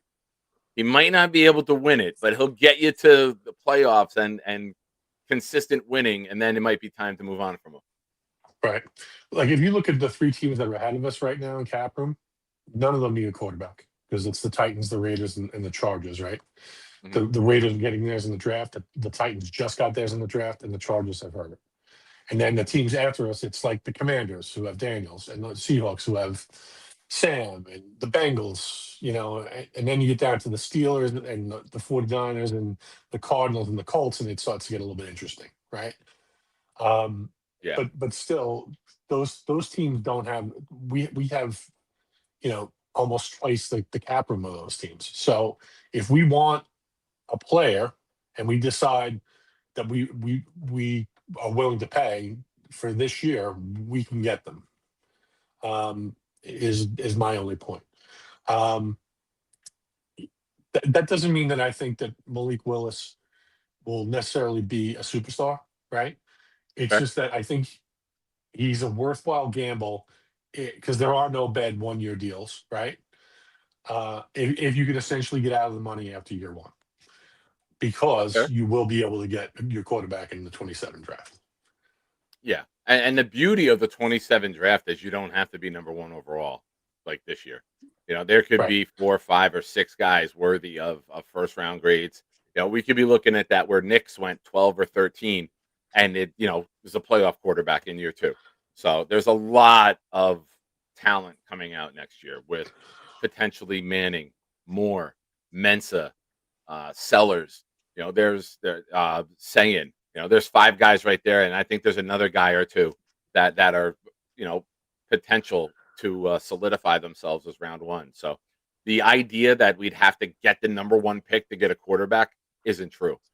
But if we wanted that number 1 pick, we could go get it too. You have the ammo. Yep. You have the ammo, and you could still get more ammo with how you maneuver this draft, right? Right. You can slide back and say, hey, you know what? Give us instead of another 2 this year, we already got a 2. Give us another 2 next year, and just load up. Where if you do have to jump, or if you do show great growth, or if the Colts don't continue the Charles Gorman slide that they've been on since he declared his allegiance with them this season, and they win a couple games, now you have options, and you don't have to empty the cupboard to move up. Right. I mean, I think some of this other stuff with like the Dolphins is overblown. Right now they have $3.2 million in cap room, right? And they're going to have a ton of dead money this year when they move on from some of these guys. So, like, it depends on what the plan is. Yeah. I understand why they would be reticent to go after a reclamation project again. But someone's got to play quarterback at the end of the day. So that's the thing. If the free agent market is otherwise bare, and we have no reason to think that if Cousins is cut, he would want to come here, right? We think he's going to probably be ring chasing somewhere. But if he wants to play, this might be the only opportunity for him to come in and start and be the guy one more time. That could be a major factor for him. Right. Like if you look at the Vikings, that they are in the most dire cap situation in the league. Yeah. Right now they have negative 43.2. I don't know how that works, but that means they got to divest themselves of some players that are currently on the roster. The other one thing I wanted to talk about, coming up to free agency, I always like to look at who we have under contract for 2026 and who we could cut without any real adverse consequences. And it's the guy we just traded for, Harrison Phillips, $7.5 million without any dead money, $7.5 million in cap savings. I would say that he's either going to get a renegotiated deal, or there's a real chance he could be cut. What do you think about I that? like him as a leader, Kyle, and I he do was too. one of those guys that kind of took that Quinnen role, and he was taking the questions after games, and he was in front of the mic. And I like him as a leader. I don't know if I like him at $7.5 million guaranteed. Right. I would like to go to him and say, hey, we like you being a part of this. We like you as a player. We like you in the locker room. We're going to guarantee you some money. We're going to add a second year, and maybe you give him like a Myers deal where it's like 2 years, 12 million with like 6 or 7 guaranteed over the course of 2 years. Right. And I would like that a lot more than just a 7.5 flat rate. But again, you need some. You can't overhaul the entire defense in 1 year. You need some old Parcells hold the fort guys. And I have no problem with Phillips being a guy who holds part of the fort for the next year or two. No, I would think love that. him and Briggs as defensive ends in a 3-4 with a true nose. That's a very, very solid front three in terms of being able to stop the run. I agree, and hopefully he would be interested. That it does take two to tango, but it seems like he's been pretty positive in his time here. So that's basically all I had. I just wanted to talk about those two aspects of the offseason. Always trying to look at the vets that might be going away, and the one guy in free agency that might make sense. If that's the regime's plan. I'll talk to you soon, Nick. All right, Kyle. Be good, man. Always a pleasure talking to you. And thank you again for the super chat. Jay Reeves says, bring Fields back. Jay, I just want to tell you on a personal note, thank God you smoked tiny blunts, because I couldn't imagine the ridiculous shit you would say if you smoked normal sized blunts. Please don't ever say shit like this again. Hey, all you shiners, it's time for something cool. I'm here to do my part. I'll drop a stinky fart. No chicken soup for you. I'm gonna eat it up. And then I'll do a show and talk about the Green Hornet. I got a new laptop. You know it doesn't suck. I'll need to keep it down when I'm making too much noise. My mom will pull the plug and Dennis smack my ass, and that will surely blow. Hey, fuckers, it's time for the Nick Shine Show. He's Charles. How are you, sir? Good, man. How are you? I'm very good. I see that you're clean shaven again. Is this like 4 Sundays in a row you've shaved? Is this like a new Sunday routine now that football's over? Probably not. I just feel like shaving today. Right, well, hold on a second. And I know Genergy's watching. Let's give you full screen. Show her the profile. Look, there you go. Left there. All right, put the neck down. The scars are still there. Put the head down. There's no scars. What the hell are you talking about? Stop raising your fucking voice to me. I'm your friend. There's no scars, man. Okay. What's on your mind, sir? Look, man, I mean, I was going to say, I don't think Breece is going to want to be here. I think he's going to want to go somewhere else, be on a more competent organization, a more competent, well-coached football team. I could see him going to either maybe Washington or maybe the Kansas City Chiefs, Lord forbid. But I'm just saying but as for our offensive line, I would love – I don't know if this might be a bad take, but could you possibly see Joe Tippett moving back to center? I could see it, but I wouldn't want it.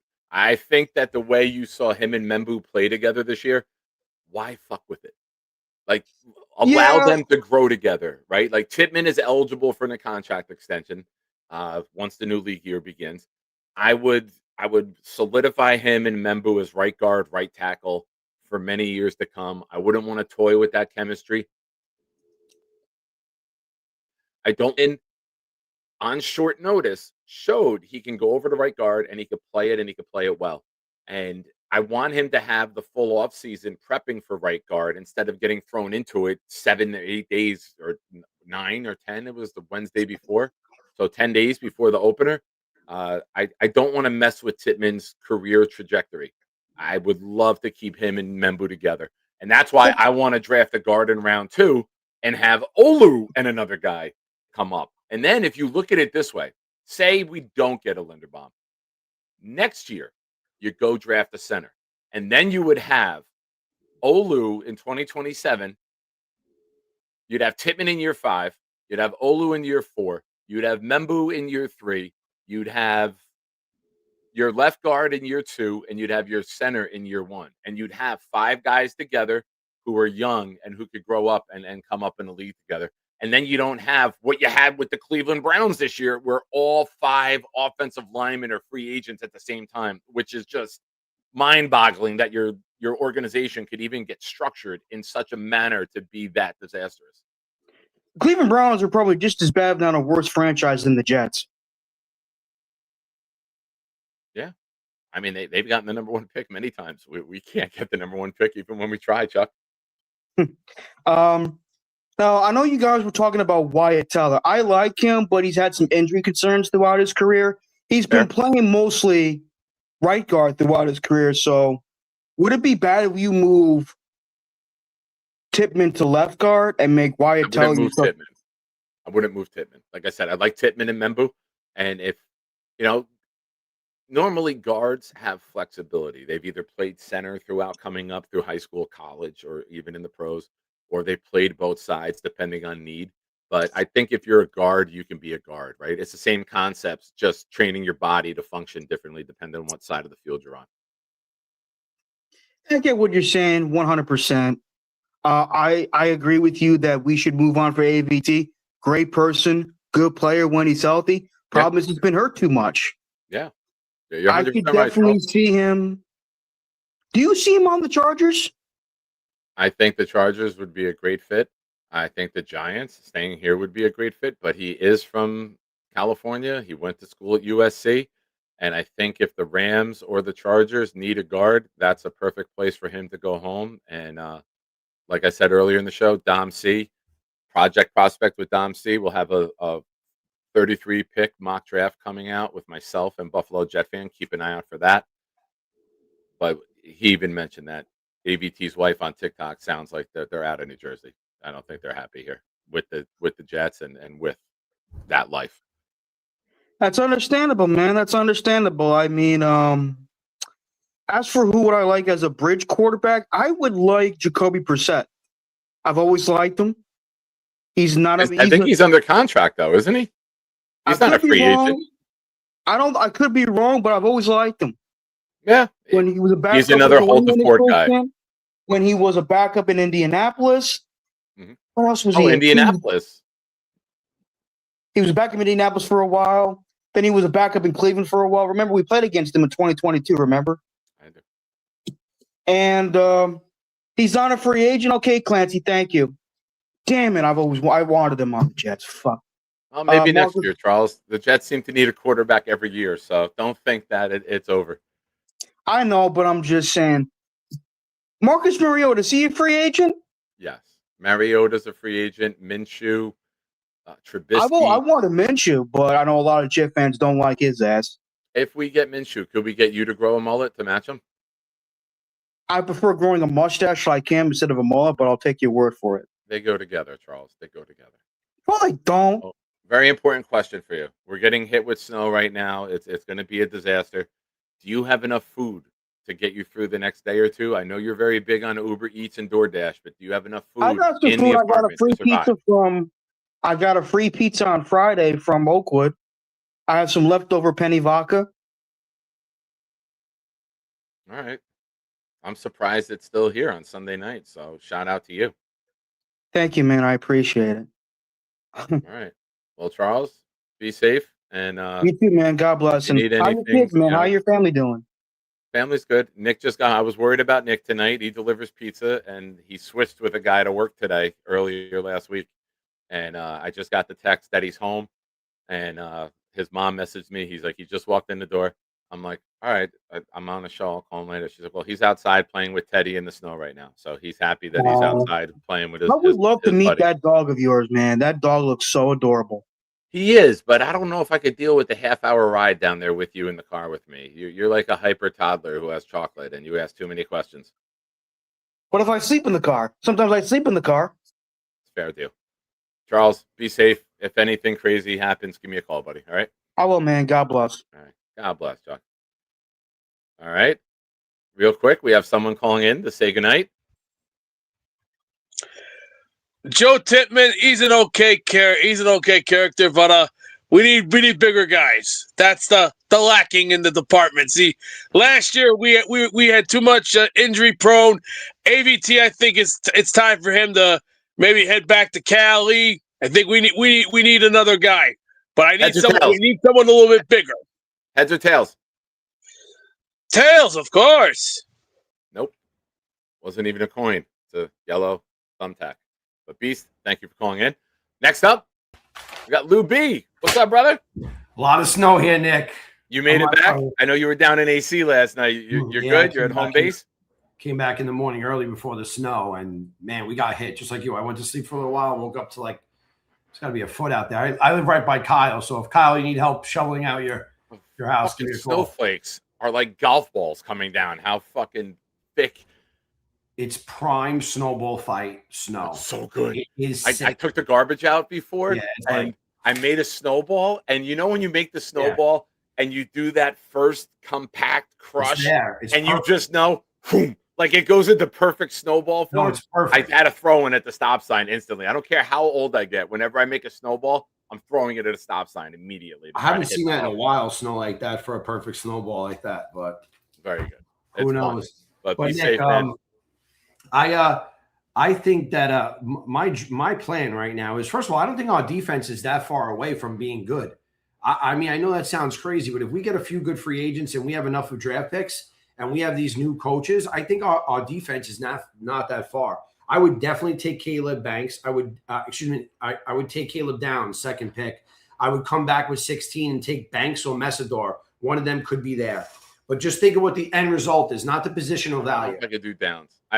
It's Nick, crazy. He's unbelievable. I understand, but not he's at 2. Incredible. I know, but at 2. So who's a lock at 2? These other guys are good and they're great. I don't know a lot. Could be incredible, but Caleb Downs. I'll give you my guys in order. I believe I'm back on Bane because I think Bane can still do some things. Like Miami, there's a video of him the other day. He does stand up at times. You can move him in. He's physical enough to move into that 3, one of those 3 defensive ends in the 3-4 setup. You can also bump him outside. If you're playing a hybrid, you can use him as a 4-3. I think Bane is the most pro ready.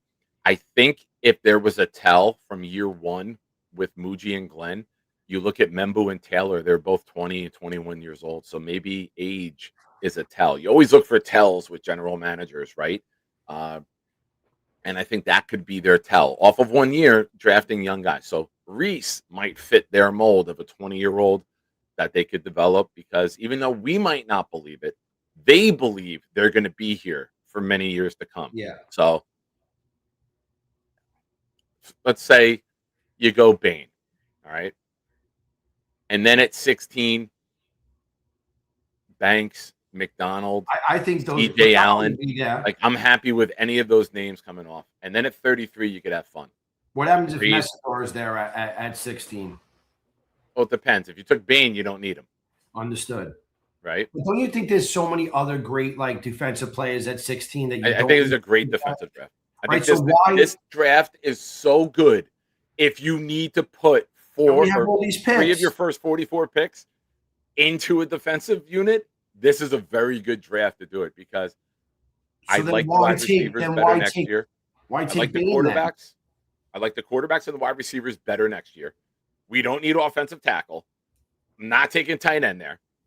So middle linebacker, nose tackle, safety, edge, all of it fits what the Jets need right now. And you can get those at 2, 16, 33, or even 44, and throw in a guard. Throw in Basantis, throw in Jennings Dunker from Iowa, throw in a guard, and 3 defensive players. I'm fucking stacked. I think you could turn it around pretty quickly, because I think the guys we have on defense now, Briggs, Phillips, Sherwood, they're complementary pieces. You need that monster in the middle of your defense. Yeah. You need that Mike middle linebacker. You can move Sherwood over. Malachi Moore could be a nice second safety. But can we get one of those guys in free agency, Nick? Can we get one of those guys in free agency? Like someone, like if we just say if we did take downs, right? Because I'm stuck on that, obviously. But if we did take downs, can we get somebody like that you're saying in free agency? And at 16, can we get another one of these studs at 16? Yeah. Here's the thing, though. In free agency, it takes two to tango. You can offer whatever you want, and somebody might want to go play home. Somebody might want to go play for a winner. There's no guarantees in free agency. Well, we'll but know in the draft is solitaire. Like we just got to say we want you. And then at 33, so I see a lot of people like looking at Denzel Boston and stuff at 16. I would take one of these Indiana receivers at 33. I think you could get Cooper or Elijah Sarrett at 33. If we're looking for a receiver, one of those guys are a definite stud. Now you're talking about taking guys from Ohio State, Miami, and Indiana, like winning teams, people that are winners, and we need people that are winners. But on another note, I want to talk about the quarterback real fast. I think that the best thing to do, regardless of whoever we get, is to go get Tanner McKee. And I don't mean him as our starter. The thing is, if you get him and you overpay a little bit with the picks, at least he's cheap. At least it's spending like $1 million, $2 million, right? He's like a 1.2 low risk, high reward move. Yeah, and at least he's also fits Frank's profile, someone he knows how to coach. You're not going to teach this guy how to recoach like a different style of quarterback. Go with at least what the guy learned in the last 30 years. But Tanner would be a great person to have on a bench. Also, you don't have to promise him being a starter. If you get Kirk, he's coming in to promise to be a starter. You're going to pay big. So get him, put him on the bench. And then the other guy that I want to say that I love. Well, let me comment on that real quick. Yeah. I think we do add two guys to the room. I don't know. And I would include keeping Taylor as adding a guy because his contract's up. But I think you're going to have to add two quarterbacks and then possibly draft one later.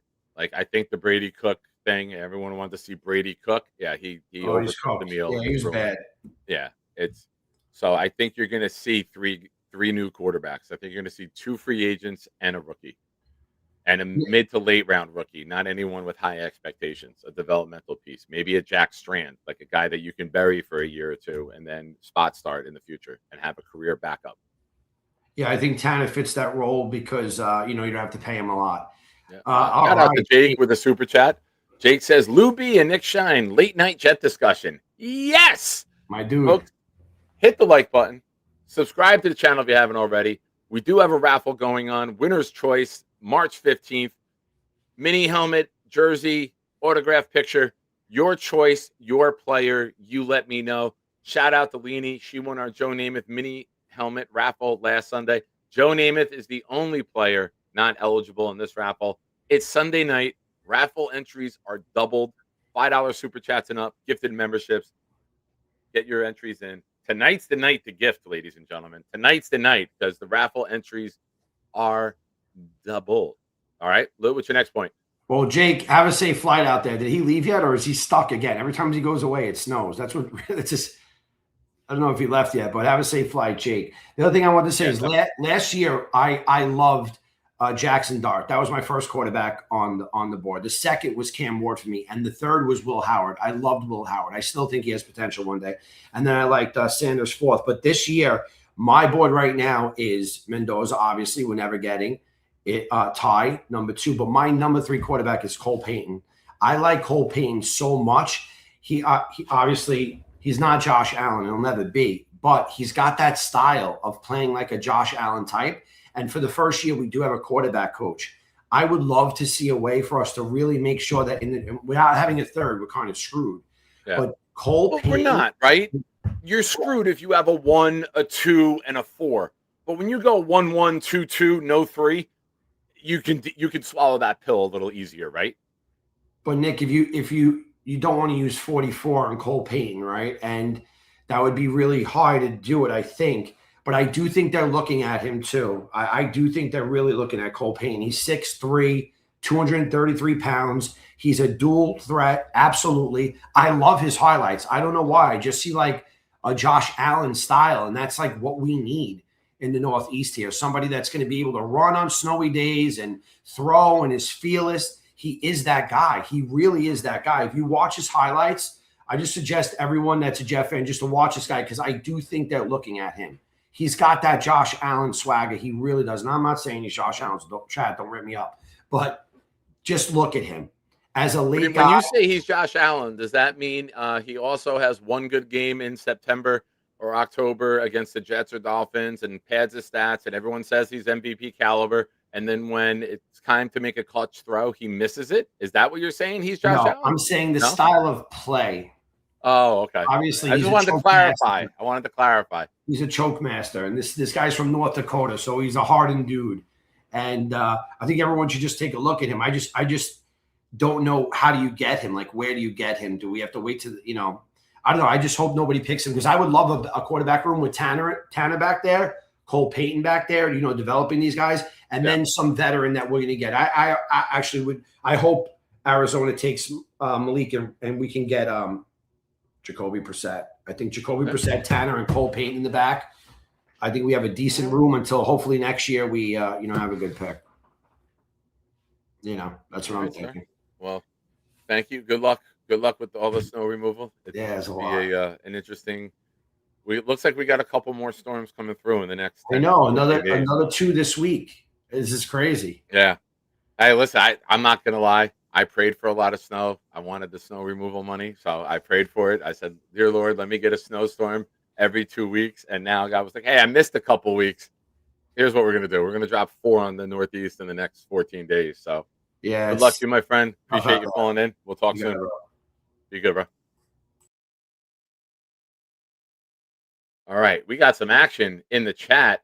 First off, the aforementioned winner from last week, Leanie, gifted a membership that went to Larry Turkin. Thank you, Queen Leanie. Also, Snowball, Jets Worldwide. If you have not already, go subscribe to Jets Worldwide. Snowball and Johnny doing a lot of great things.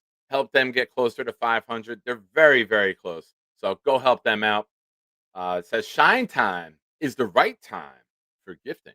Well, thank you, sir. I appreciate you. And for those of you who don't know, Snowball's out in Hawaii right now.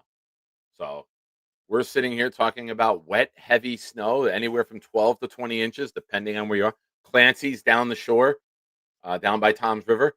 So they're saying the shore is going to get hit a lot harder. There could be anywhere from 20 to 34 inches down the shore. And I'm up in Woodbridge, and they're talking about anywhere from 12 to 22, depending on how this bomb cyclone storm rotates on top of you and where the heavy parts sit for a while. But it's a nasty storm out there, folks. It's 25-mile-an-hour winds. The snow's coming down sideways. It's a rough time here. But Snowball, enjoy Hawaii, my friend, and all the cigars that come with. Jeffrey heard that raffle entries are doubled, and he gifted 5. That gets him 10 entries on the wheel. And they went to Saki, 3 Sibs, Sibs 3, Small Blunts, for me, Steven NYC, Bobby's Cock. Congratulations, Bobby's Cock getting some action for the first time in a while. And the Doodle Chicken, 219. So shout out to Bob's Cock. I hope you enjoy your stay. Yeah, Leanie. Some ladies call that a slow night, but that's where we're at. That's where we are. So normally the shoreline doesn't get it as bad as inland, but this storm is different. It's coming up, and it's wild. The wind gusts could be up to 45 miles an hour. Kind of like when you fart, right? 45 miles an hour? Are you serious? Sorry. But Jeffrey, thank you. Appreciate you. Whoa! Jeff with another 5. Thank you, my friend. I appreciate you, sir. And these 5 went to Mark XRP. Chargers are gay. Greasy Wop. Charles Nicholas. Oh, me and Charles share a YouTube account. Charles Nicholas and Real Alex Famous. Thank you, Jeffrey. I appreciate you. Yeah, Clancy, he usually doesn't make the What Did We Learn on Sunday nights.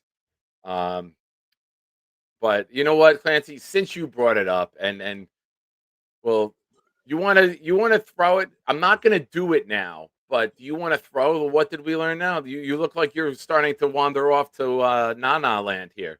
Go ahead. Well, I've been up since 4:00 this morning, but as they all say in class, what did we learn today? Courtesy of the man himself, the great Nick Shine, and the Nick Shine Show. Take it away, Nick Shine. Thank you, sir. Quick question for you. Throw me a one. Thoughts on USA beating Canada today? Funny looking, but I only caught a glimpse of it because I was watching my program. I was also watching a lot of grass cutting, and I like to watch a lot of the guys trim grass. That's my thing. It gets me ready for the spring season because it's almost that time for spring cleaning. Oh right. Yeah! One more time. Heads or tails? Heads. Wrong. But thank you.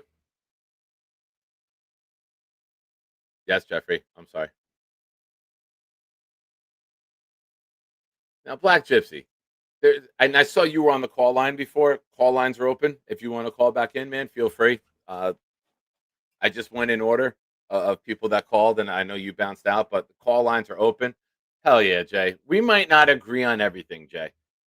Duke, North Carolina being the biggest thing that we disagree on. But if watching the Olympics with the women the other day, my fault.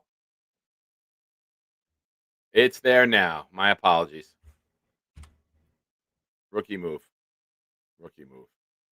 With the women with the walk-off victory, with the men with the walk-off victory today, even if it's for 12 hours, you hope that it united America. There's been so much division. So you just say a prayer that we can unite and not be so divided for just a little moment in time. Well, any of that ideology just went out the fucking window because now I got to argue with this guy about opposing takes. So, all right, we had 12 hours, but here we go. What's up, brother? How you been? Not bad. So my hot take is we have to get downs. All right. So Really? I watched over last season. Like our safety play and our linebacker play is probably, I'd say, the worst in the league by far. And especially when it comes to the play action, the bite that they're using, you need a player that can read the play before. You need a Mike linebacker. Like we really, really need a Mike linebacker. Yeah. But if we're not going to get a Mike linebacker in that top 10, then Downs is the guy that we get because he can call plays. You watch him, he can call plays. Yeah. That's their play action game that gets a little bit better. And then you add a Mike linebacker with Downs, you have a solid defense. The line you can get in free agency. Like you can get somebody good on the line. But middle linebacker and safety we have to address. Because as Jets fans, we've watched our safeties get worse. Right? While other teams have gotten really good at safety. Hamilton is not as good as Downs is. Downs is better. Downs is like Ed Reed. Like watching him play, he calls plays. Yeah. Guys that can call play. He's a ball hawk. Here's the only thing. You're paying him like a top 5 safety from He is. Yeah. He is. Like you can just Listen, see the if talent. you get a player and you tell me the guy's going to be an all-pro, 7 out of the next 10 years, he's going to be first-team all-pro, I'm not going to be mad. We need playmakers on the defense. We need elite talent. I'm not going to be mad. However, I will say this. All right, let me change this before I say it. If you guarantee me we go Downs and then we get CJ Allen at 16, I would absolutely 100% sign off on it right now.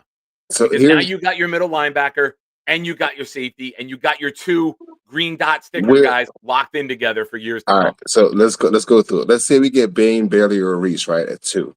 Okay. Where do you think Downs goes after that? I think he's going 3 or 4. Giants or Washington, 5 or 7. Now, do you come back up to get Downs? I wouldn't come back up. No. That's crazy because he is the best player in the draft. I think at a position like that I we said, I think really it's Giants. need. I think it's Giants at 5. Like if I had to do the mock right now with no trades, right? I would go Mendoza for discussion purposes right now. I'll go Bain at 2.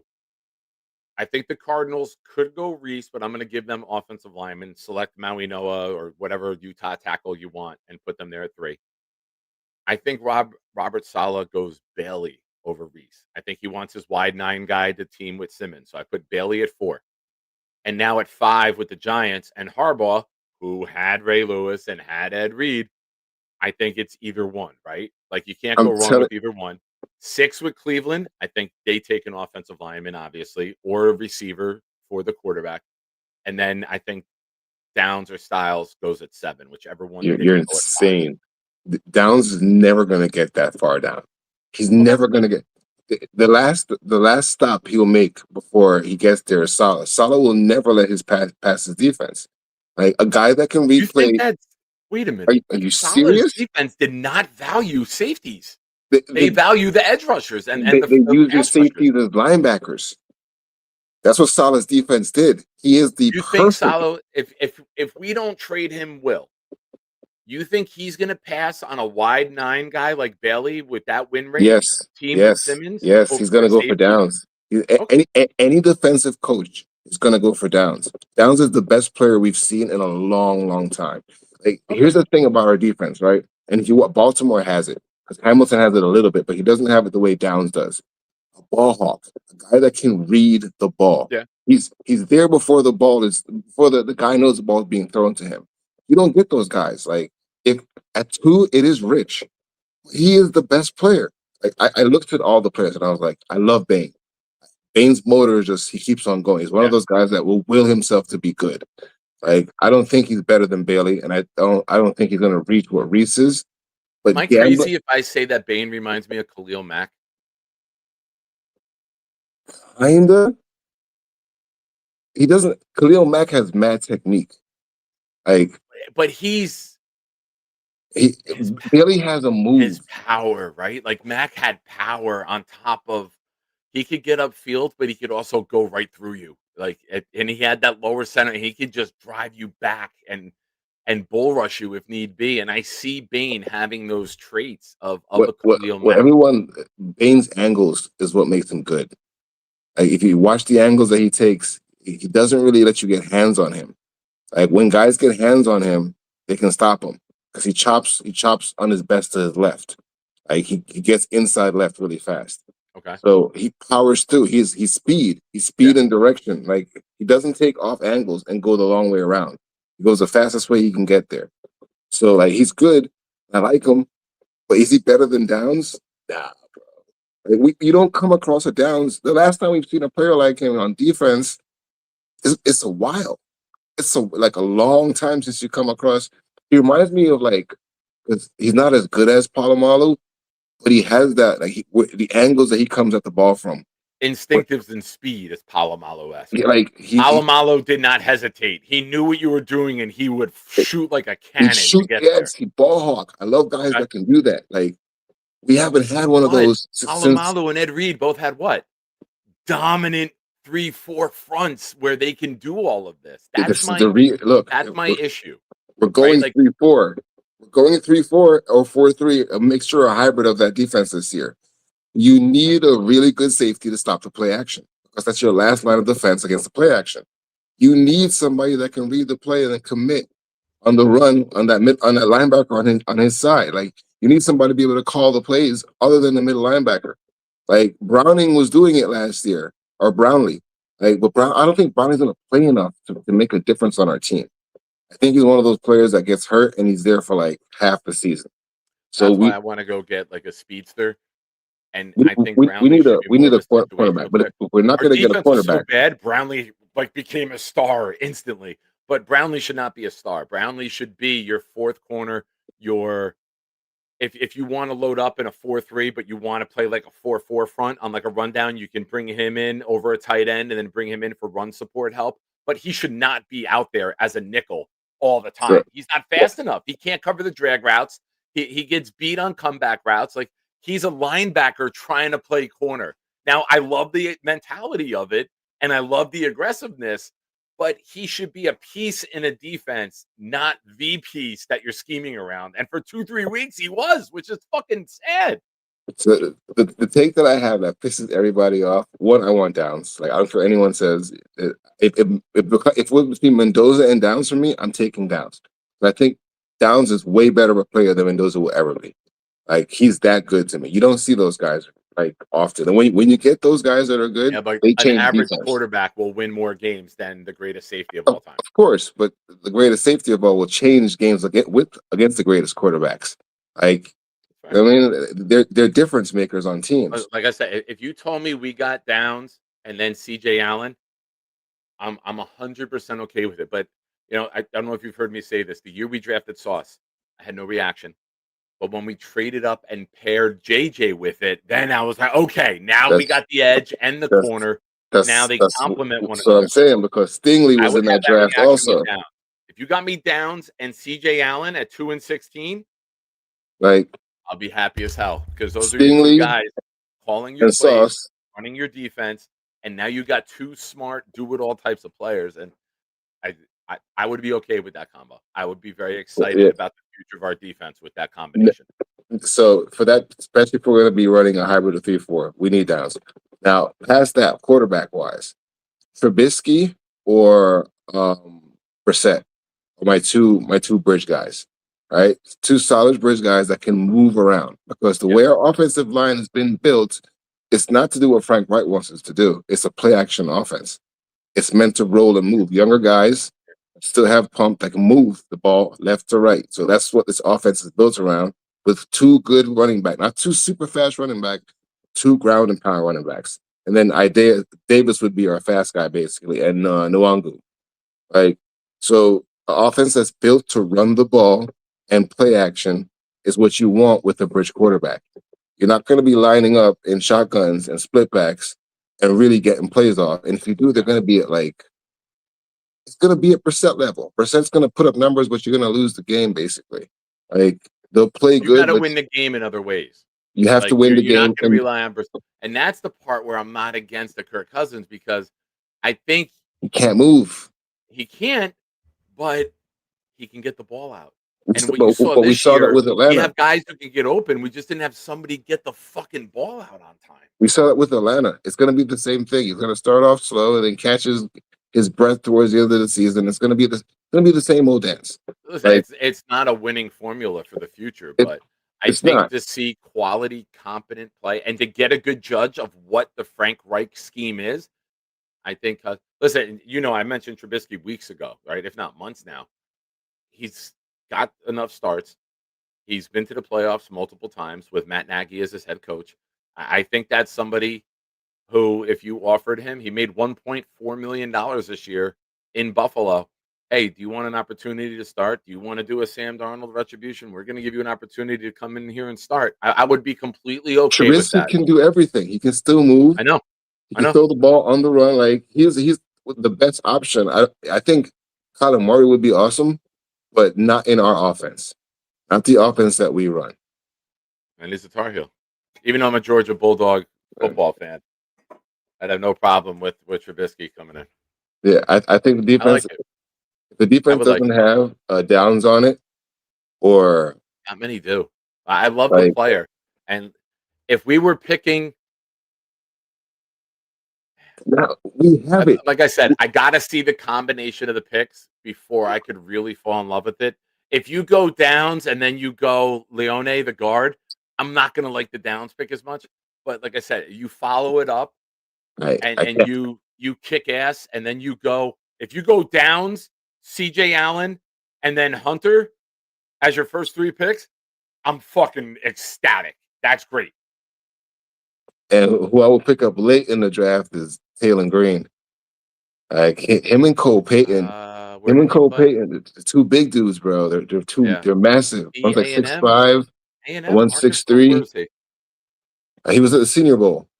Yeah, but what school was he? I always forget. It's some no-name school. Green was no name? Yeah. Taylor.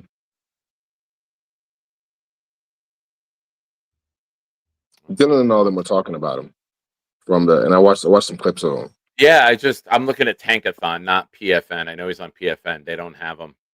He's Sawyer a Robertson is the monster. lowest rated quarterback. They only have 2, 3, 4, 5. They only have 8 quarterbacks. Mendoza, Like, Simpson, Chambliss. They still have Chambliss on here, Tankathon. They update the fucking standings instantly, but Chambliss, I don't know. I don't know why he's still there. Is it Arkansas? I thought so. Arkansas is green. Thank you, Franklin. Oh, it's Arkansas. Okay.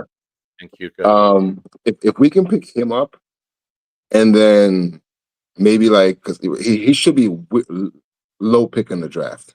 Like, we should be able to pick him up whenever we want. And then maybe like Nussmeyer or a TY or whoever the hell is somewhat like mid for quarterback, and then an OG, then I'm good. Like, because the big dudes, I like the big dudes. All the big dudes that are in the NFL, whether they suck or not, like, they pose a obstacle for the offense. You know what I mean? Lou B with his super chat. It says Black Gypsy for GM, perfect pick. So you and Lou are simpatico here. I'm telling you, man, like, because I didn't really watch a lot of downs. And I watched these clips. It's like, holy shit. Like, it's the movement and how he moves to the ball, man. Like, you don't, Hamilton doesn't have that. Hamilton is pretty damn good on Baltimore. Like, yeah. If you get somebody like that, you get him, man. Because defense is, if Glenn is going to keep his job, it's not how the offense does this year. He can blame that on Reich. Like, the defense is going to be all him. If I'm him, I know I have to get downs. Like, you can get the end. The end is great. Like, if he can get to the quarterback, the safety is your backup when your DN can't get there. Like, you need a really good safety, and that's who commands the play action and the blitz defenses. Like, middle linebacker and your safety. Right? Yeah. So that's what I'll get. That's pretty much all I got. And for win wise, we're gonna be at 5 wins. Like, Greenbean saying, make it to the playoffs. If it's 5 wins, right, but we're not losing by 300 points in the month of December, and you see the team get better as the year goes on, and your defense is getting better, and the guys that we drafted, are ready they're getting better. By week 10, you see they're not making rookie mistakes anymore. They're getting their experience. They're getting longer in the tooth as the year goes on and making impactful plays. I'm cool with that, because then you could say, hey, we're going to address the offense now, and we're going to evolve that, and we're going to finally get this team winning. I say, from what I'm hearing about our schedule, 2-7 the first half of the season, maybe 3-7, and then after that, our season's supposed to gets insane. Like, no, we haven't seen the schedule yet. It's like May. Yeah, they're saying our schedule is going to be hard. They were talking about it already. I mean, you got to play who you got to play. And listen, if you're the Jets with all these rookies, give me the tough schedule year one. Yeah. Let them get exposed. Let them get coached up. Figure it the fuck out, and it could make you better. I'm not scared of to play tough teams, because you can get better from it. You can get exposed and then improve. And my last look at Membu. I was at the training camp game, the joint scrimmage with the Giants. Membu got I came on that day, and I called Jake from the fucking turnpike and was like, we got absolutely embarrassed. I'm worried about Membu. Burns, Thibodeau, everyone dogged him. What'd he do? He went out the first week of the regular season, fucking pancake TJ Watt multiple times. So sometimes it's good to get your flaws exposed, and it can make you better long term. Yeah. I'm not necessarily scared of a good schedule. Give me good talent, and then iron sharpens iron. I know some people hate that, but I had to throw that funny line in there. My last thing that I have to give you shit for is, how dare you? How dare you suggest to trade Breece? How dare you? No, I'm not one saying trade him. I'm just saying it might just be time to let him go. Nah, yeah, he is ours, bro. Whether he likes it, we've put Breece to so much that we owe him a contract. All right. Like, you think he takes the contract? Him and Garrett deserve a contract. They gave Garrett a contract. They should give Breece a contract. Like, Any they should. concern that they still trade Garrett? Some people believe that that's why Garrett sat the last couple games, so he was healthy for the offseason. I don't think so. If they trade Garrett, they lose. They lose a lot. You lose everybody. Like, all you have is Breece left, and then we're talking about trading Breece. Like, we're not doing that. I think you trade him to Cleveland for 2 1s. Nah, we can't trade Garrett, bro. There's certain players you can't trade. If you got 6 and 20 and you had 4 of the top 20 picks, you wouldn't trade Garrett? No, I'm not trading him. There's something Really? to be said for loyalty, bro. Because I get it. Listen, I'm not saying do it. I'm just doing it for discussion purposes. the If you got 6-20 for Garrett, or what is their? They are. They got 6. I know that 6-24.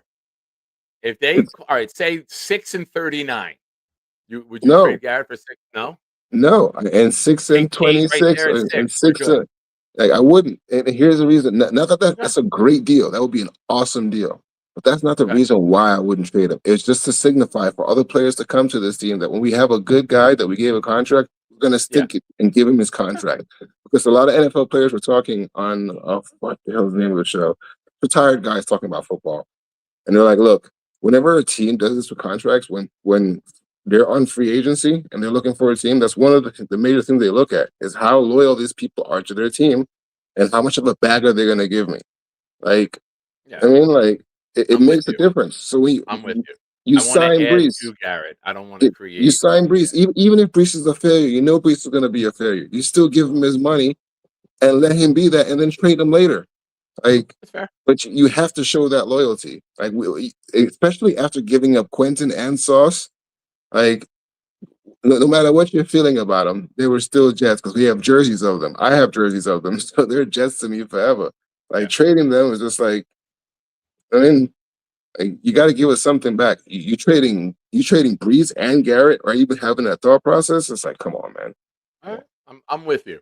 I wanted to see if I could get you to if I could push you to a point to say yes, but No, I'm with you. no way, I no think way. you need to add to that room.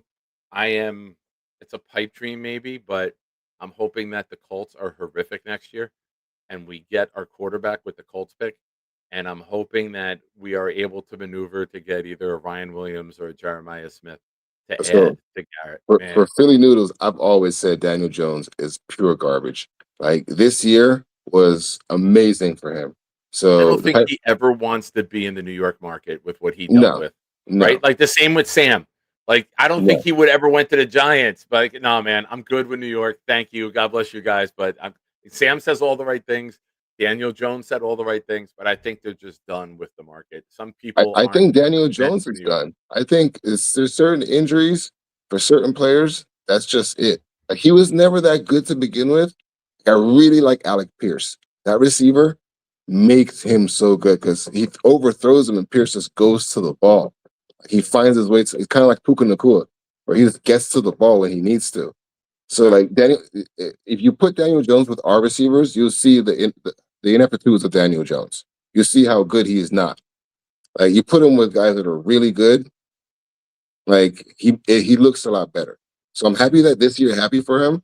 But I don't think that's going to happen next year, especially after an injury. I don't see him being as sharp or as quick or as like I don't know.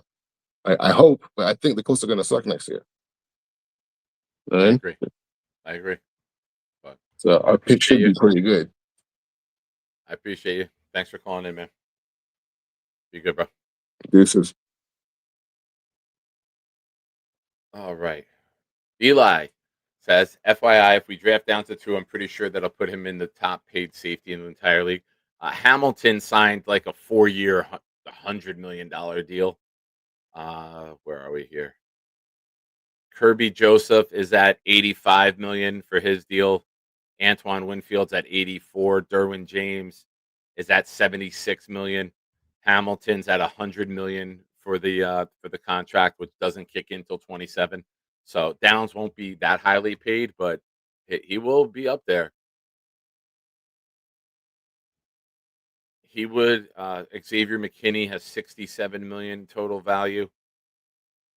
Trevor Mobrick from the Panthers has 51 million. I think he would be top 8. Jesse Bates has 64 million. Cam Bynum has 60 million. So there's some high paid safeties.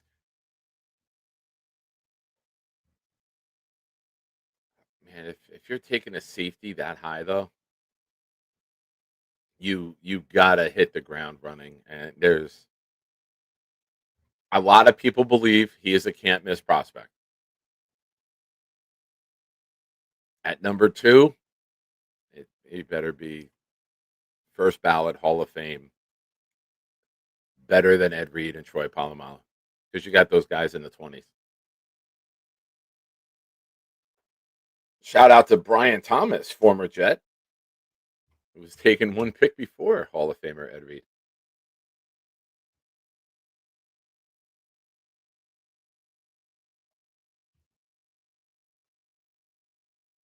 Here's a nice comment.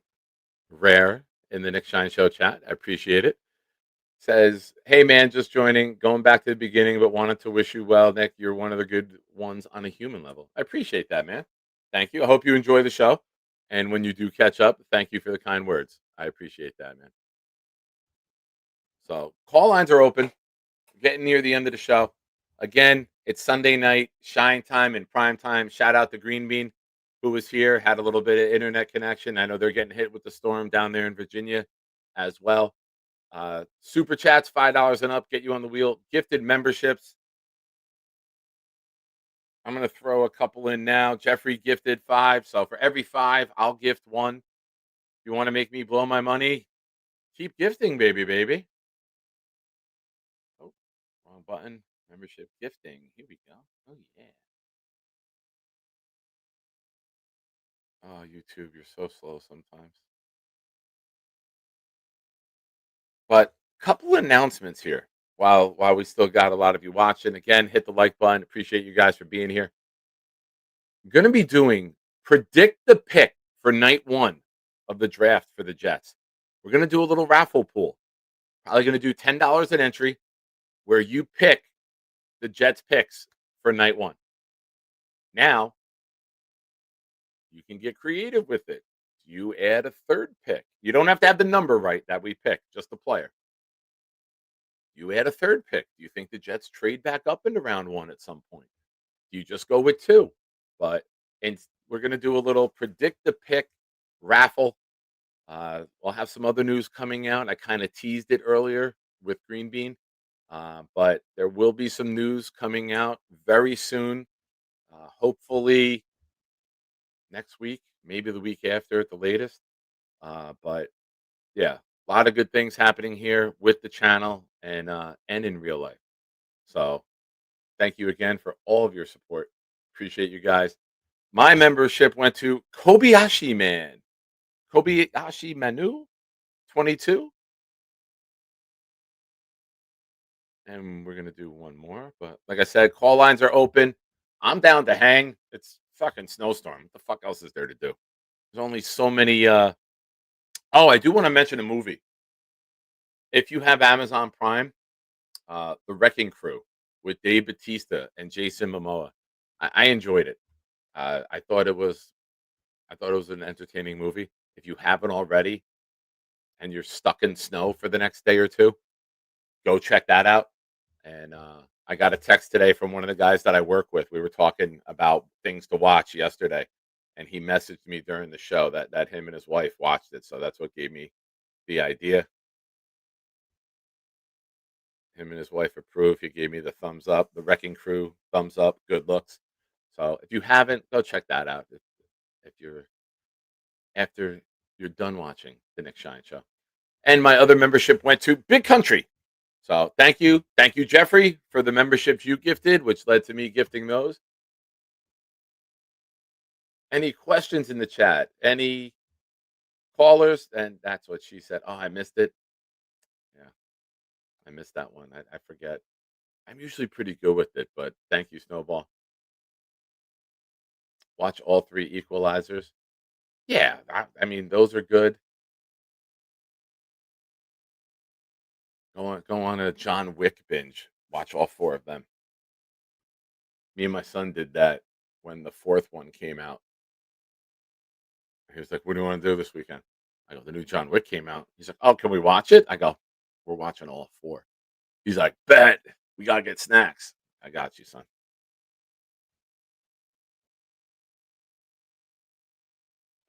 All right, folks. If call lines are done and there's no questions in the chat, we'll start to wrap this baby up at any time. Feel free, call in or submit your questions, and we'll keep this baby going. But I appreciate everyone for being here tonight. And Now let's go to What Did We Learn Today? Courtesy of Nick Shine. All right. What did we learn today? Jeffrey asked, when is the raffle? As of right now, it's scheduled for Sunday night, March 15th. If I get moved to days, it will be Tuesday night, March 10th. That's the 3 years being sober. So I'm going to put together a big show for that night if I get moved to days, but I'm not going to take off for that. But if I get to daytime, March 10th, big raffle. We'll do it that night. Wildwave, I'm looking for your question. I see you talking with David D. That's it. I don't see a question from you.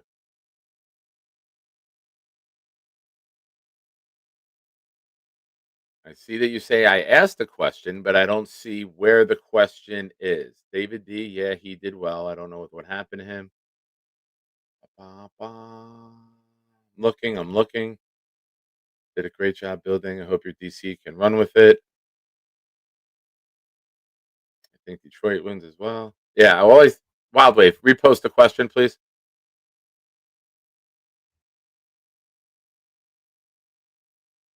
Johnny boy, I learned that both women and men's USA hockey team beat Canada for the gold. Yes, indeed. Thank you, Eminon. Appreciate you. Yeah.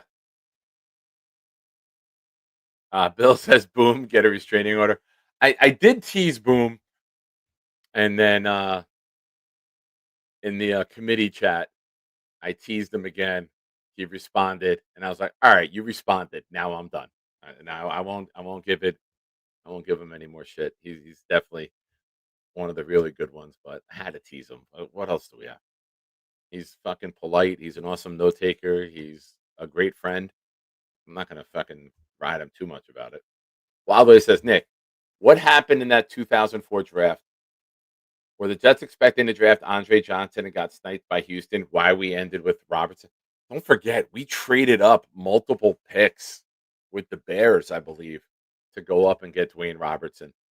Yeah, I don't know what they thought, but they drafted Dwayne Robertson, and that was the draft. What was the big thing that Minnesota, I think, had the 7th pick, didn't put the pick in time, and got passed twice before putting in, and I think they ended up picking defensive tackle Kevin Williams, who was a monster in the middle for them. But they didn't put the card in time, and that was when it was still at Radio City. And they had to go bring the card up to like the front to submit it.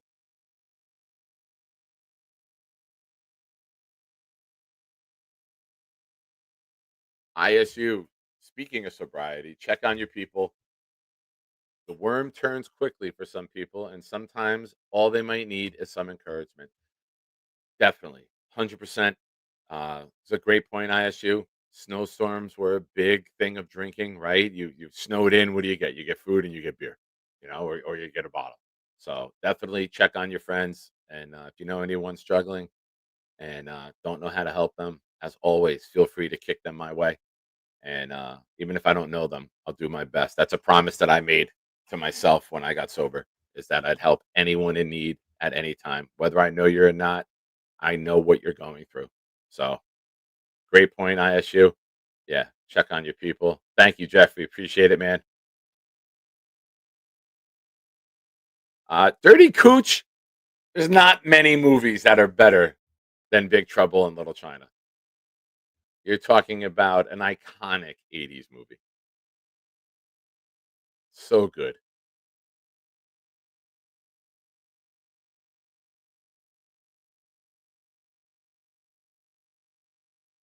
Yeah. Because when I think elite defensive tackles, I go to the 2003 Kentucky Wildcat roster. Get the fuck out of here.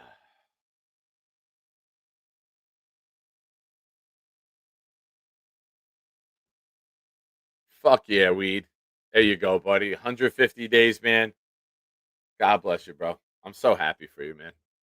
I really am.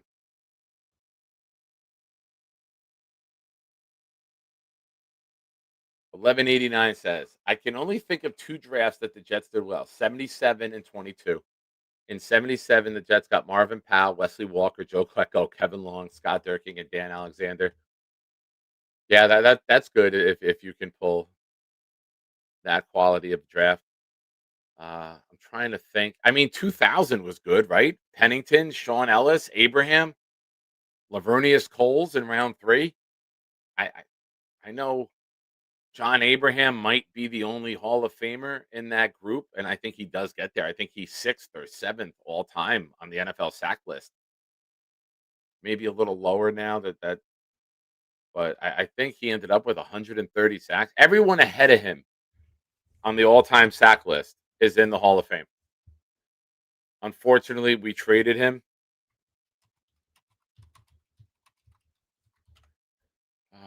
Sack leaders.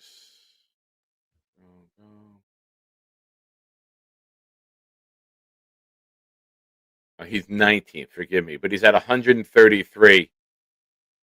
And if he got 10 more sacks, he would be 8th or 9th all time.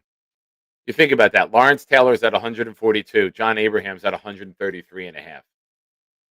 So the guys ahead of him are Bruce Smith, Reggie White, Deacon Jones, Kevin Green, Julius Peppers, Jack Youngblood, Chris Dolman, Alan Page, Lawrence Taylor, Michael Strahan, Jason Taylor, Terrell Suggs. So the first 11 guys are all in the Hall of Fame. Terrell Suggs will get there. Von Miller will get there. And then it goes DeMarcus Ware, Richard Dent, John Randall, Jared Allen, and Ricky Jackson that are all there. And Abraham is tied at 19th with Carl Eller. So everyone in the top 20 is in the Hall of Fame with Suggs and Miller pending. So that 2000 draft is pretty good. Yeah, Clancy, I just got down to your comment and saw this. You know, I know we didn't win a championship, but that Pennington, Ellis, Abraham, Coles, Anthony Beck, that draft was that led us to playoffs in 2001, 2002, 2004, 2006. You know, that draft helped us have some success in one of our most successful decades, you know, outside of winning the Super Bowl.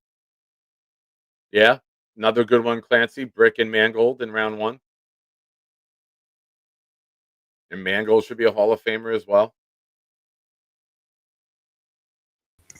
What are you doing calling in right at the end of the show, bro? What's up, Nick Sean? How you doing? So let's talk about some Jets wins for today. So we got to keep Breece Hall. You know, I got the cryptic comments. We need a franchise tag him. It would be probably the dumbest move of all time, getting rid of Breece Hall. I mean, there aren't. Name me 5 better running backs than Breece Hall. I mean, I know there's a couple of better running backs. He's one Derrick Henry, Jared Cook, Kenneth Walker, Christian McCaffrey. I'm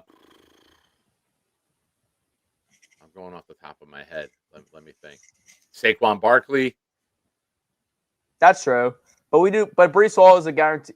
Is one of the better running backs in the National Football League. And offenses, even though defenses are really been dominating recently with the Seattle Seahawks winning the Super Bowl for defense, but the offense is so important. Like, look at Seattle; they had a dominant running game with Kenneth Walker and Charbonnet. So I feel like the running back position, Jonathan Taylor, Bijan Robinson, Kyron Williams, Jahmyr Gibbs, Javonte Williams. That's true. ETN. But I think we should franchise tag Breece Hall. What do you think we should do instead? I mean, I think we should tag him, but what are your thoughts on it, Nick? I would only say okay if you can then get him an extension, and the extension was less than $10 million a year. I would not want to do 3 years more than $30 million. I think 2 for $20 is ideal because then it gives you time to. I don't know. Like, I'm going against everything I've ever believed. If it's not a top 5 running back, let him go and replace him. Put your investments into the line. I get it. I mean, I get it. But I don't want to make the same mistake with with the Giants, because the Giants got rid of Saquon. He was injury riddled, and then now with the Eagles, he's one of the best running backs in the National Football League. So I don't want because of the line. Like, you see how great. Like, Barkley is one of those rare talents. I don't think Breece Hall is one of those rare talents.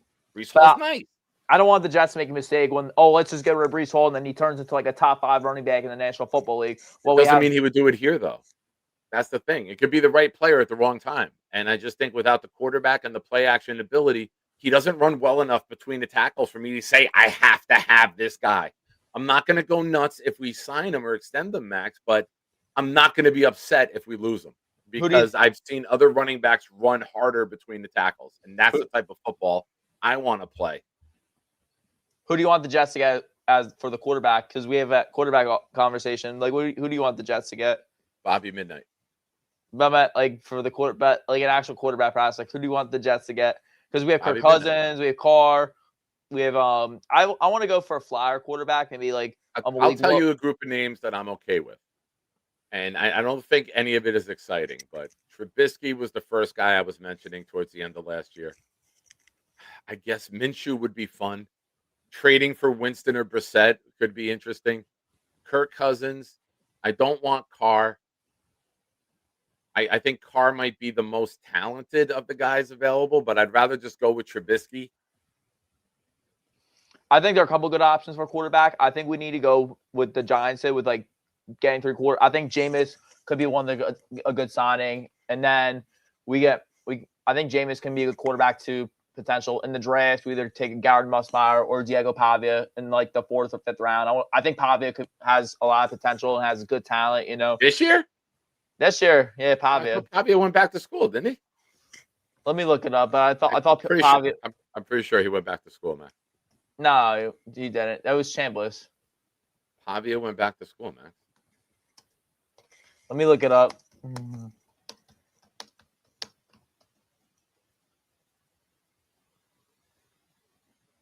Oh yeah, he did return to 6th season. That's crazy. I'm sorry. Wait, I'm not in a relationship. Well, not serious. Well, whatever. Can you just say something that I don't hear very often? Nick, you're right. Nick, you're right.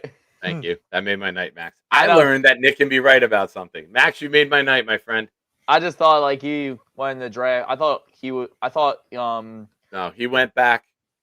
I mean, if you look at next year's quarterback class, man, it's a really good year to need a quarterback. Like, yeah, I'm going to run down some of the names for next year's class. Max, plug your channel for everyone. Tell them where they can find New York Jets. I'm going to go live soon. I mean, I've just not been live, but there's not many breaking Jets news. So, like with the combine, we're going to be talking about the combine, and now we're getting closer to the offseason, so we're going to be talking about a lot of free agency signings. I think Alec Pierce is my number one free agency target for wide receiver 2. That's just my thoughts on it. Max Miak Jet Show. We currently have 106 subscribers. I'm going to go more live now. Probably this week I'm going to go live. I'll let you guys know soon. We're going to be talking about the combine, and then we're going to be talking about there's a lot of breaking news with the combine and stuff, and then there's a lot of breaking news with free agency. So we're going to be talking now that free agency is closer. We're going to be talking about the free agents. March Madness is also good. March Madness also. Show me your butthole. Probably one of the worst pickup lines I've ever seen, but we got. Wait. Time out. How many pickup lines have you used that worked, and now you're just gonna poo-poo a golden gift that I gave you? I used too many pickup lines. I better pickup lines in that I've used last year. Okay. Like on it, Max, give us your best pickup line right now to all the single ladies out there. Honestly, is your name Wi-Fi? Because I'm feeling the connection. Have a good night, Max.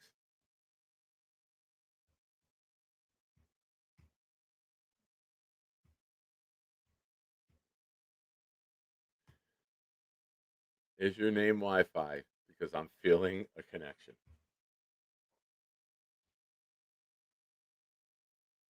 You know what? I don't even know. I'm 47 years old.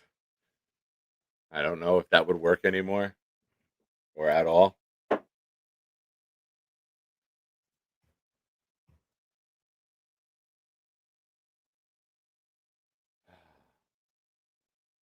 You know what, Jaden? F you, Jaden. I'm 47. If I haven't done it yet, I'm not going to do it, bro. Oh, you meant... Oh, never mind. I thought you meant me. Sorry. I'm 47, man. I'm not... I had a pretty good, clear run. Oh, one of my buddies, my same friend from work, texted me, most of Woodbridge Or some of Orbers has lost power. Hey, all right, Clancy. You never know. Clancy, Jaden talked some shit in the chat. How am I supposed to know?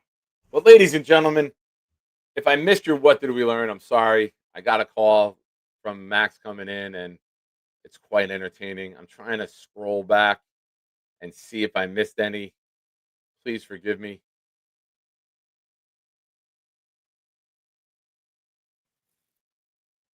ISU, you know how much I loved Braylon Allen last year leading into the season. And I felt they just didn't use him correctly. So, but Banjo taketh, Banjo giveth. He took Braylon Allen away, and then he giveth the fucking first pick to goddamn Raiders. Extinguish the go. You got plenty of time. All right, thank you. I appreciate it. I thank you for believing in me. Fucking guys. Jet, Nick is a great guy. Far from a predator. Thank you. I appreciate the support, gentlemen. But without further ado, yeah, Clancy. Jeez, man. Jeez, man. Why don't you get the potatoes out of your ears? Yeah, no, I'm staying right here. Oh, look at my eye! Look at my eye! You're a dick. What the fuck? What the Look at that, he's laughing. Hey there, Shiners! You made it to the end. It's time to ask the question. Nick Shine would like to know. Canada's taking names.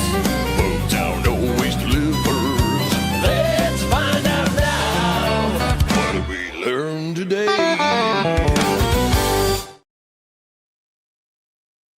Wow, Bill, what the fuck, bro? Read the room, man.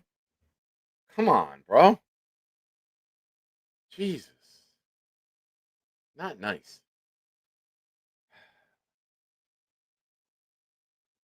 There we go, Jay Quest. Getting it in at the buzzer. 69 watching, and Jay Quest just fucked Canada. I learned that Canada sucks at hockey. USA, USA, USA. Shout out to the young men and women. Nice. Folks, again, subscribe to the channel if you haven't already. Please hit the like button. We're over 100 again on a Sunday night. Thank you to all of you. I don't know how long I'm doing snow removal before. I'm in tomorrow from at least 12 to 8. If I get out at a decent hour and I am not drained and I pass out instantly, maybe we'll have a show tomorrow night, 9, 10 o'clock. We'll see. The snow's wet. The snow blowers are going to clock. It's going to be an absolute shit show. But until then, Boomtown, if you would, please do what Clancy said. Wrap it like it's hot. And before, if you have any editing to do, I apologize for anything I said about Canada. You're a nice people. And you know how much I love my Tim Hortons maple flavor. So, oh, new caller. You have anything to say before we end? Enjoy that snow and have a nice slice of pizza. Ciao, right. arrivederci, ding dong day, and auf Wiedersehen, and sayonara. Oh yes, oh yes, oh yes, oh yes, oh yes, oh yes, oh yes. That's the first time those words were said in your bedroom. Good night. Boomtown learned Nick chose a great game to end his non-hockey watching streak of 20 years. Greenbean is the first in show history to deliver That's What He Said. Pain is the ultimate segue. Bonus, Nick and Greenbean are on the opposite ends of the Breece Hall spectrum. Tonight it took 20 minutes for a fuck you and 25 minutes for a toe joke from Greenbean. Jay smoking small blunts led to insane Fields takes. Double bonus, Charles has a pizza and penny vodka for his emergency storm food rations. Nick can't avoid a good stop sign snowball toss. Bobby's cock got some action tonight. Hell yeah. Triple bonus. Beast chose watching grass cutting over the gold medal hockey game this morning.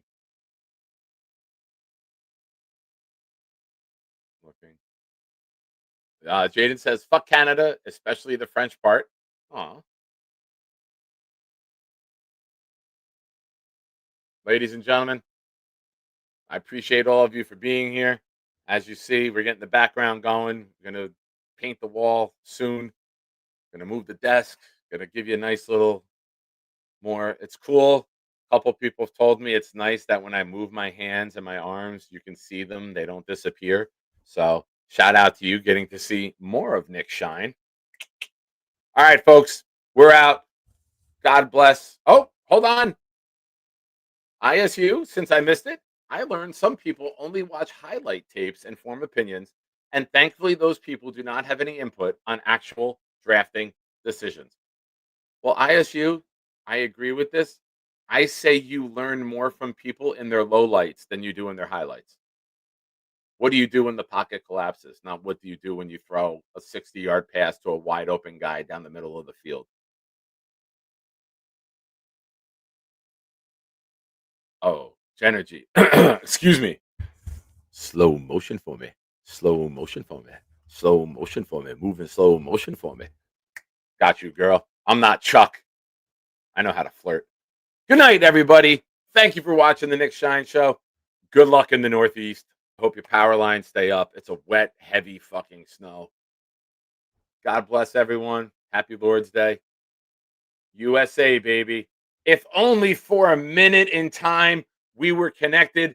And Boomtown, what do you say about the two coaches of American hockey? That guy fucked me twice. Good night, everybody. We're out. Go Jets. Figure this the fuck out, please. It's got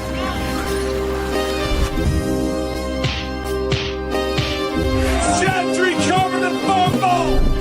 Any day, any night, we all shine, bro. First class shine time, the Nick Shine Show. Anytime on YouTube, if you don't know, the Nick Shine Show, the Nick Shine Show. Dim the lights, but it's still bright as Nick time. Day or night, this is his prime, it's Nick Shine. Proud fan, well defined, to get in line. Toe to toe with any show, he only got 9. The best show on YouTube, bro, is easy. We talk Jets all day, please believe me. Subscribe, you just gotta click a family. We not a click in 3D. You can see a beautiful DP. We see through the fake teams and the tea leaves. So we pray for a coach and a QB and hope that we close to the top in the new league. A toast to the host with the most, Nicky. Who, me? Any day, any night, we all shine, bro. First class shine time, the Nick Shine Show. Anytime on YouTube, if you don't know, the Nick Shine Show, the Nick Shine Show. Fantastic. And, yeah, let's make that full screen. I told you guys. In honor of Charles Gorman having pizza and penna. There's been a lot of you out there asking about who he be. Well, he's about to let you know. He's Charles. This rap is so hot, you'll play it on a loop. You'll never get the recipe for chicken noodle soup. Super a spider or even a bat. Got nothing on me or Bobby with his hat. Lady's gotta be a 10 if I'm gonna date her. Shout out to my homie, his name is Gator. I'm Charles. To all you other guys trying to rap on Jake's show, got nothing on this guy and his flow. He's Charles. These bars be so hot, I'll get invited on Fountain. You know who won't? That hater, Alan. My comic book and movie takes are so hot and wild. Since my last verse, Johnny had another child. My YouTube is blowing up and I'm becoming a star.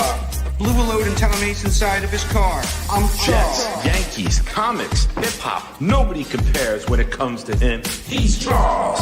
I see everyone on Jake's show trying to prop bars. I'm the only one jumping over cars.